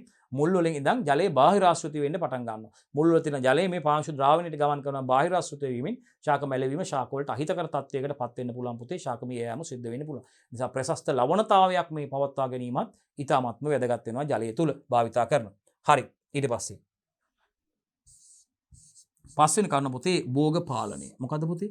විශේෂයෙන්ම ප්‍රූනින් කරන එක පුතේ. මේ භෝග නිවැරදිව කප්පාදු කිරීම හා පුහුණු කිරීමත් ඉතාමත්ම වැදගත් පුතේ මේකදී. අපි දන්නවා මේ ඵල විශේෂයෙන්ම අපි දන්නවා මේ ශාකවල සමහර භෝග ශාකවල අපි දන්නවා මේ වයස්ගත අතු ශාක කොටස් ඉවත් කරන්න ඕනේ පුතේ. මොකද ඒවා සඳහා අපි දන්නවා ඒවා සඳහා මේ පෝෂක ද්‍රව්‍ය ජලයේ යනකොට අපරාධිත දේවල් සාමාන්‍යයෙන් අපි තියා ගන්න ඕන අතු ඒවා දන්නවා. ඒ රිකිලි ඉවත් කිරීම භෝග අපි දන්නවා කප්පාදු කිරීම වගේම පුතේ අපි දන්නවා මේවා මනාව විශේෂයෙන්ම අපි කියන පුහුණු කිරීම කරන්න ඕනේ. සමහර භෝග ශාක සඳහා පුතේ ඒවට අපි දන්නවා ආධාරක සපයන්න ඕනේ. ඒවා මේ නේද පුතේ? සමහර භෝග සඳහා ආධාරක ලණු ආධාරක සපයන්න ඕනේ. ඒවා අස්වන්න හටගන්න, ඒවා ගමන් කරන්න. ඒ වගේම අපි දන්නවා මේවා පුහුණු කිරීම, ඵල තුනී කිරීම වගේ දේවල් අපි දන්නවා විශේෂයෙන්ම මේ භෝග වගා කටයුතු වලදී අපි දන්නවා ආරක්ෂිත භෝග වගා කටයුතු ඵල තුනී කිරීම සිදු කරනවා පුතේ. ඒ ආකාරයට කටයුතු සිදු කිරීමෙන් මනා භෝග වර්ධනයක්, ප්‍රශස්ත භෝග වර්ධනයක්, භෝග අස්වනු වල ගුණාත්මක සහ ප්‍රමාණාත්මකව ඉහළ අස්වනක් ලබා ගැනීමට අවස්ථාව ලැබෙනවා පුතේ. ප්‍රූනින් කරන එක ඉතාම වැදගත්. නියමිත කාලයට ශාක කප්පාදු කිරීම සිදු කරන්න ඕනේ පුතේ. විශේෂයෙන්ම ඔය අඹ වගේ භෝගවල ටොම් ජේසි වගේ අඹ වර්ග වල අපි දන්නවා ඒවා සාමාන්‍ය උස මට්ටමකට ආවට පස්සේ කප්පාදු කරාට පස්සේ තමයි පුතේ ඒ වගේ ඵල හට ගැනීම සිදු කරන්නේ. ඉතින් ඒවා උත්තේජන කිරීම සඳහා කටයුතු කරන්න ඕනේ. ඉතින් ඒවා විශේෂයෙන්ම සැලකිලිමත් වෙන්න ඕනේ පුතේ. ඒක තමයි අපි කියන්නේ මේ විද්‍යාත්මක මූලධර්ම වලට අනුකූලව අපි කියනවා මේ නේද පුතේ? නියමිත ශස්ත්‍ර විද්‍යාත්මක ක්‍රම භාවිතා කරලා මේ කටයුතු කරනවා නම් ඒකත් අපිට ગેප් එකේ දිත් වෙන්නේ එකයි පුතේ. විශේෂයෙන්ම මේ යහ ක්ෂිකාර්මික පිළිවෙත් අනුගමනය කිරීමේදී පුතේ අපි දන්නවා විශේෂයෙන්ම භෝග පිළිබඳව පුතේ ඒ ආකාරයෙන් කටයුතු කරන්න ඕනේ මේ භෝග පාලනය. ඒකට උදාහරණය තමයි නිවැරදිව ශාක කප්පාදු කරන්න ඕනේ පුතේ. නිවැරදි කාලයේදී ශාක පුහුණු කිරීම සඳහා කටයුතු කරන්න ඕනේ. ඒ කියන්නේ අපි දන්නවා ශාක දැන් අපි දැකලා තියෙනවා සමහර භෝග වගාවන්, මිදි වගාවන්, ඇපල් වගාවන්, බොහොම දොඩන් වගාවන් ලෝකේ විවිධ රටවල බොහොම සාර්ථකව මේ පාලනය සිදු කරලා තියෙනවා, කප්පාදු කිරීම කරලා තියෙනවා. ඉතින් ඒවා වැඩි උස යන්නේ නැතුව ඒ වගේ ගස්වල පිරෙන්න අස් වෙන හැදලා තියෙනවා. අඹ, මිදි ඊටාම අලංකාරවත් විදිහට ඒවා පුහුණු කරලා තියෙනවා. වැල් වලට යවලා නේද පුතේ? ආච්චි වලට සකස් කරලා යවලා බොහොම අලංකාරයි ඒවා. ඒ වගේම ඒ වගේ අස්වැන්නේ ගුණාත්මක භාවය සහ ප්‍රමාණාත්මකවත් වැඩි අස්වැන්නක් ඒ විදිහට කටයුතු කිරීමෙන් ලබා ගන්න පුළුවන්. ඉතින් ඒක අපේ ලංකාවෙත් කරලා තියෙනවා බොහෝ ස්ථානවල වගා බිම් වල මේ ગેප් එක අනුගමනය කරලා වගා කටයුතු සිදු කරනවා. මේ ඇත්තටම ඉතාමත්ම හොඳයි. ගුණාත්මක ඉහළ අස්වැන්නක් ලබා ගන්නවා වගේම පුතේ මේ ගොවිපළේ ඉඳන් කර්මාන්ත ශාලාව දක්වාම මේ ආහාරයට විවිධ අහිතකර ද්‍රව්‍ය එකතු වීම වළක්වා ගැනීම සඳහා පුතේ මේ විශේෂයෙන්ම වහ කුෂිකාර්මික පිළිවෙත් අනුගමනය කිරීම අතිශයින්ම වැදගත්. හරි, අපි ඉදිරියට යමු. ඒ වගේම භෝග සනීප ආරක්ෂාව පුතේ රයිට් අපි කියනවා සැනිටේෂන් එක. ඇත්තටම අපි දන්නවා මේකෙදී අපි විශේෂයෙන්ම අපි මේක අපි දන්නවා අතුරුයත් ගියා මේ කටයුතු වලදී සිදු කරන දෙයක්. භෝග සංස්ථාපනය කරපු අවස්ථාවේ ඉඳලම පුතේ අපි දන්නවා මේ සිදු කරනු ලබන ක්‍රියාවලින් තමයි අතුරුයත් ගා මේ කටයුතු කියන්නේ. විශේෂයෙන්ම අපි වීඩ් කන්ට්‍රෝල් කරනවා පුතේ නේද? වල් පැලෑටි පාලනය කරන්න අපි දන්නවා වගා ශාස්ත්‍රයේ ප්‍රධාන භෝගයට අමතරව වෙන ඕනෑම ශාකයක් අපි වල් පැලෑටියක් කියලා හඳුන්වන්නේ පුතේ. ඉතින් ඒ භෝග සියල්ලම අපි අයින් කරන්න ඕනේ පුතේ. ඒ කියන්නේ වල් පැලෑටි. මොකද භෝගයක් එක්ක තරංගකාරීව වැඩෙන. අපි දන්නවා ගොයමත් එක්ක තරංගකාරීව වැඩෙන බහලා තියෙනවානේ. තුනැස්ස තුන්හිරිය ගිරාපලා නේ කුඩ බැස්ස නේද පුතේ? අපි දන්නවා නේද? බට දැල්ල ගිරාපලා බොගොජිරි බජිරි වෙල් මාරු මේ ගොයම් එක්ක තරංගකාරීව වැඩෙන දේවල්. ඉතින් ඒ වල් මර්ධනය කිරීම සඳහා කටයුතු කරනවා. ඉතින් මේ විශේෂයෙන්ම අපි මෙතනදී යහ කෘෂිකාර්මික පිළිවෙත් අනුගමනය කරද්දී භෝග සනීප ආරක්ෂාව යටතේ වගා ශාස්ත්‍රය තුල වල් පැලෑටි ඒ වගේම වෙනත් කැලිකසල වලින් තොරව ශාස්ත්‍රය පිරිසුදුව තබා ගන්න ඕනේ. විශේෂයෙන්ම කෙසෙල් වගාවකදී අර වියලි පඬරයල් කොටස් ඉවත් කළා පුතේ. බොහෝම සනීප ආරක්ෂාව අවට තියෙන වල් පැලෑටි ඉවත් කළා. මේවට සුදුසු ආකාරයට අපි බිඳු ජල සම්පාදන ක්‍රම වගේ ජල සම්පාදන ක්‍රම සකස් කළා. වගා ශාස්ත්‍රයේ මනා සනීප ආරක්ෂාවක් සහිතව පවත්වා ගැනීම තුළින් පුතේ වෙනත් රෝග පැතිරීම අපි දන්නවා දැන් මෙතන අහිතකර මේ පුද්ගලයන් ඒ කියන්නේ මේ ගොවියන්ගෙන් පවා ඒ කියන්නේ වගා ශාස්ත්‍රයේ කටයුතු කරන අපිරිසුදු පුද්ගලයන්ගෙන් පවා භෝග වලට රෝග වැළඳෙන්න පුළුවන්. ඉතින් අවට තියෙන මේ කැලිකසල එකතු වෙලා තියෙන දේවල් මේ පඩරයල් ඒ වගේ ශාකවල අවශේෂ කොටස් මේ වගේ මස්සුණු නෙලා ගත්තට පස්සේ ඉතුරු වෙන අවශේෂ කොටස් එහෙම වගා ශාස්ත්‍රය තුලම දාලා ගියපුවාම ගොඩ ගහලා දාලා ගියපුවාම මේක සනීප ආරක්ෂාවට එක තර්ජනයක් වගා ශාස්ත්‍රය අපිරිසුදු වෙනවා. ඉතින් ඒ මත වෙනත් කෘමිසත්තු වර්ග, ඉගුල්ලන් වර්ග, ඒ වගේම මේ ශාක වලට හානි කරන්න පුළුවන්, භෝග වලට හානි කරන්න පුළුවන් කෘමිසතුන් වර්ධනය වෙලා එමගින් ශාක ආසාදනය වෙන්න පුළුවන්. ඒ වගේම වෛරස්, දිරීර, බැක්ටීරියා වගේ ආසාදන වලට ලක් වෙන්න පුළුවන්. පරපෝෂිත කෘමි ආසාදන වලට වදුරු වලට ලක් වෙන්න පුළුවන්. ඉතින් ඒක නිසා වගා ශාස්ත්‍රයේ මනාව පිරිසුදුව තබා ගැනීම පුතේ ඊ타ත්ම වැදගත් වෙනවා පුතේ සනීප ආරක්ෂාව, භෝග සනීප ආරක්ෂාව. ඒකයි පුතේ භෝග සනීප ආරක්ෂාවට අපිට පුළුවන් වල් පැලෑ හා කැලිකසල් වලින් තොරව ශාස්ත්‍රය ඊටාම පිරිසුදු තත්ත්වයේ තබා ගැනීම වැදගත් වෙනවා පුතේ. ඒක ඊටාත්ම වැදගත්. ඉතින් ඒක සාමාන්‍යයෙන් ශාකයේ එතකොට මේ ආකාරයට තියාගත්තාම පස්සේ ප්‍රධාන ශාකයට සපේන පොහොර ජලයේ ශාකයටම සැපේනවා. වෙනත් භෝග සඳහා මේවා යමක් එකතු වීමක් සිදු වෙන්නේ වල් පැලෑටි පාලනයේ මනාව සිදු කරගත්තට පස්සේ. ඒකත් යහ කෘෂිකාර්මික පිළිවෙත් වලට අදාළව අපිට කතා කරන්න පුළුවන්. පොහොර යෙදීම. රයිට් අපිට විශේෂයෙන් මේ රසායනික පොහොර යොදනවට වඩා පුතේ අපිට පුළුවන් පොහොර යෙදීමේදී බොහෝ විට මේ පොහොර යෙදීමේදී පුතේ රසායනික පොහොර භාවිතය අපි දන්නවා ඒ වගේ මේ අවශේෂ කොටස් තියෙනවා පුතේ. ඒවා අපි දන්නවා රසායනික පොහොර භාවිතය අහිතකරයි. රයිට් ඒක නිසා අපි දන්නවා දීර්ඝකාලීන රසායනික පොහොර භාවිතා කිරීමේ විපාක ප්‍රතිවිපාක අනිතු විපාක විදියට පුතේ අපි දන්නවා පස නිසරු වෙනවා. ඒ වගේම නේද පුතේ භෝග වර්ධනය අඩාල වෙනවා පුතේ. ඉතින් ඒ වගේම ඒවා මිනිස්සුන්ට බලපාන අහිතකර ලෙස බලපාන්න පුළුවන් පුතේ මේ රසායනික ද්‍රව්‍ය. ඒක නිසා අපිට පුළුවන් රසායනික ද්‍රව්‍ය භාවිතය හැකිතාක් අඩු කරලා කාබනික පොහොර භාවිතයට හුරු වෙන්න පුළුවන් පුතේ. කාබනික පොහොර මගින් ගුණදායක ප්‍රමාණාත්මකව සහ ගුණාත්මකව අස්වැන්න නිෂ්පාදනය කරගන්න පුළුවන් පුතේ. මිනිස් පරිභෝජනයට සුදුසු ආකාරයට නිෂ්පාදනය කරගන්න පුළුවන් බොහෝ විට. ඒ නිසා මේ අකාබනික පොහොර ජලයේ සමග මිශ්‍ර කරලා යොදනකොට මතක තියාගන්න පිරිසුදු ජලය. තව දෙයක් මේ අකාබනික පොහොර ජලයේ සමග මිශ්‍ර කරලා යොදනකොට ඒ සඳහා පිරිසුදු ජලය භාවිතා කිරීම වැදගත් වෙනවා. පොහොර යෙදීමේදී විශේෂයෙන්ම රසායනික පොහොර භාවිතය වෙනකොට පුතේ අපිට කාබනික පොහොර වැඩිපුර භාවිතා කරන්න පුළුවන් නම් ඒකත් වඩා වටිනවා. ඒ වගේම භෝග සංරක්ෂණය පුතේ. අපි කියන සමෝදානිත පලිබෝධ පාලනය. භෝග සංරක්ෂණය සඳහා අපිට සිදු කරන්න පුළුවන් පුතේ සමෝදානිත පලිබෝධ පාලනය. මොකද පුතේ සමෝදානිත පලිබෝධ පාලනය කියන්නේ ඉන්ටග්‍රේටඩ් පෙස්ට් මැනේජ්මන්ට් එකක් පුතේ. IPM එකක්. මේක ඉතාමත්ම වැදගත් පුතේ. සමෝදානිත පලිබෝධ පාලනය කියන්නේ පුතේ අපි දන්නවා පලිබෝධ පාලනය සඳහා භාවිතා කරන පලිබෝධ පාලන ක්‍රම තියෙනවා.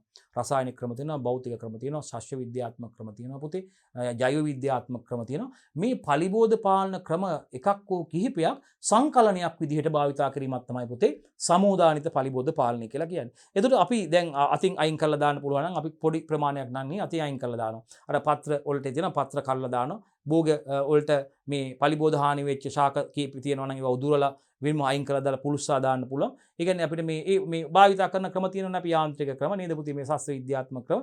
ඉතින් අපිට වඩාත් වැඩිපුර ඉන්නවා නම් අපිට පුළුවන් පලිබෝධනාශකයක් භාවිතා කරලා පලිබෝධකයන් මර්ධනය කරගන්න පුළුවන්. ඉතින් මේ එකම දෙයක් යොදා ගන්න නැතුව පුතේ මේ රසායනික පලිබෝධනාශකම වල්නාශක පලිබෝධ කියන්නේ වල් පැලෑටි කියන්නේ පලිබෝධ නේද? අපි දන්නවා වල් පැලෑටි කියන්නේ පලිබෝධ. සත්ත්ව පලිබෝධ ඉන්නවා නේද පුතේ? කෘමි පලිබෝධ ඉන්නවා, කෘමි නොවන පලිබෝධ ඉන්නවා. ඒ වගේම නේද පුතේ අපි දන්නවා විශාල සත්තුන්ගෙන් නැති වෙන නේද පුතේ අපි දන්නවා ගන්නවා විශාල සතුන්ගෙන් නේද පුතේ මේ ඇති වුණ හානි තියෙන භෝගවලට. නමුත් මේ පලිබෝධ පාලනයේදී ප්‍රධාන වශයෙන් අපි දන්නවා සමෝදානිත පලිබෝධ පාලන ක්‍රමයක් භාවිතා කරනවා කියන්නේ පුතේ පලිබෝධ පාලනය සඳහා මේ පවතින පලිබෝධ පාලන ක්‍රම කිහිපයක් සංකලනයකින් යුක්ත පලිබෝධ පාලනය සිදු කර ගන්නවා පුතේ. ටික වැඩිපුර හිටියොත් අපිට පලිබෝධ නාශකයක් භාවිතා කරන්න පුළුවන්. ඒ වගේම නැත්නම් අපිට අර ක්‍රම කිහිපයක් සංකලනය කරලා කිරීම පුතේ ඉතාමත්ම වාසිදායක වෙනවා. ඉතාමත්ම වැදගත් ක්‍රමවේදයක් ඒක මතක තියාගන්න.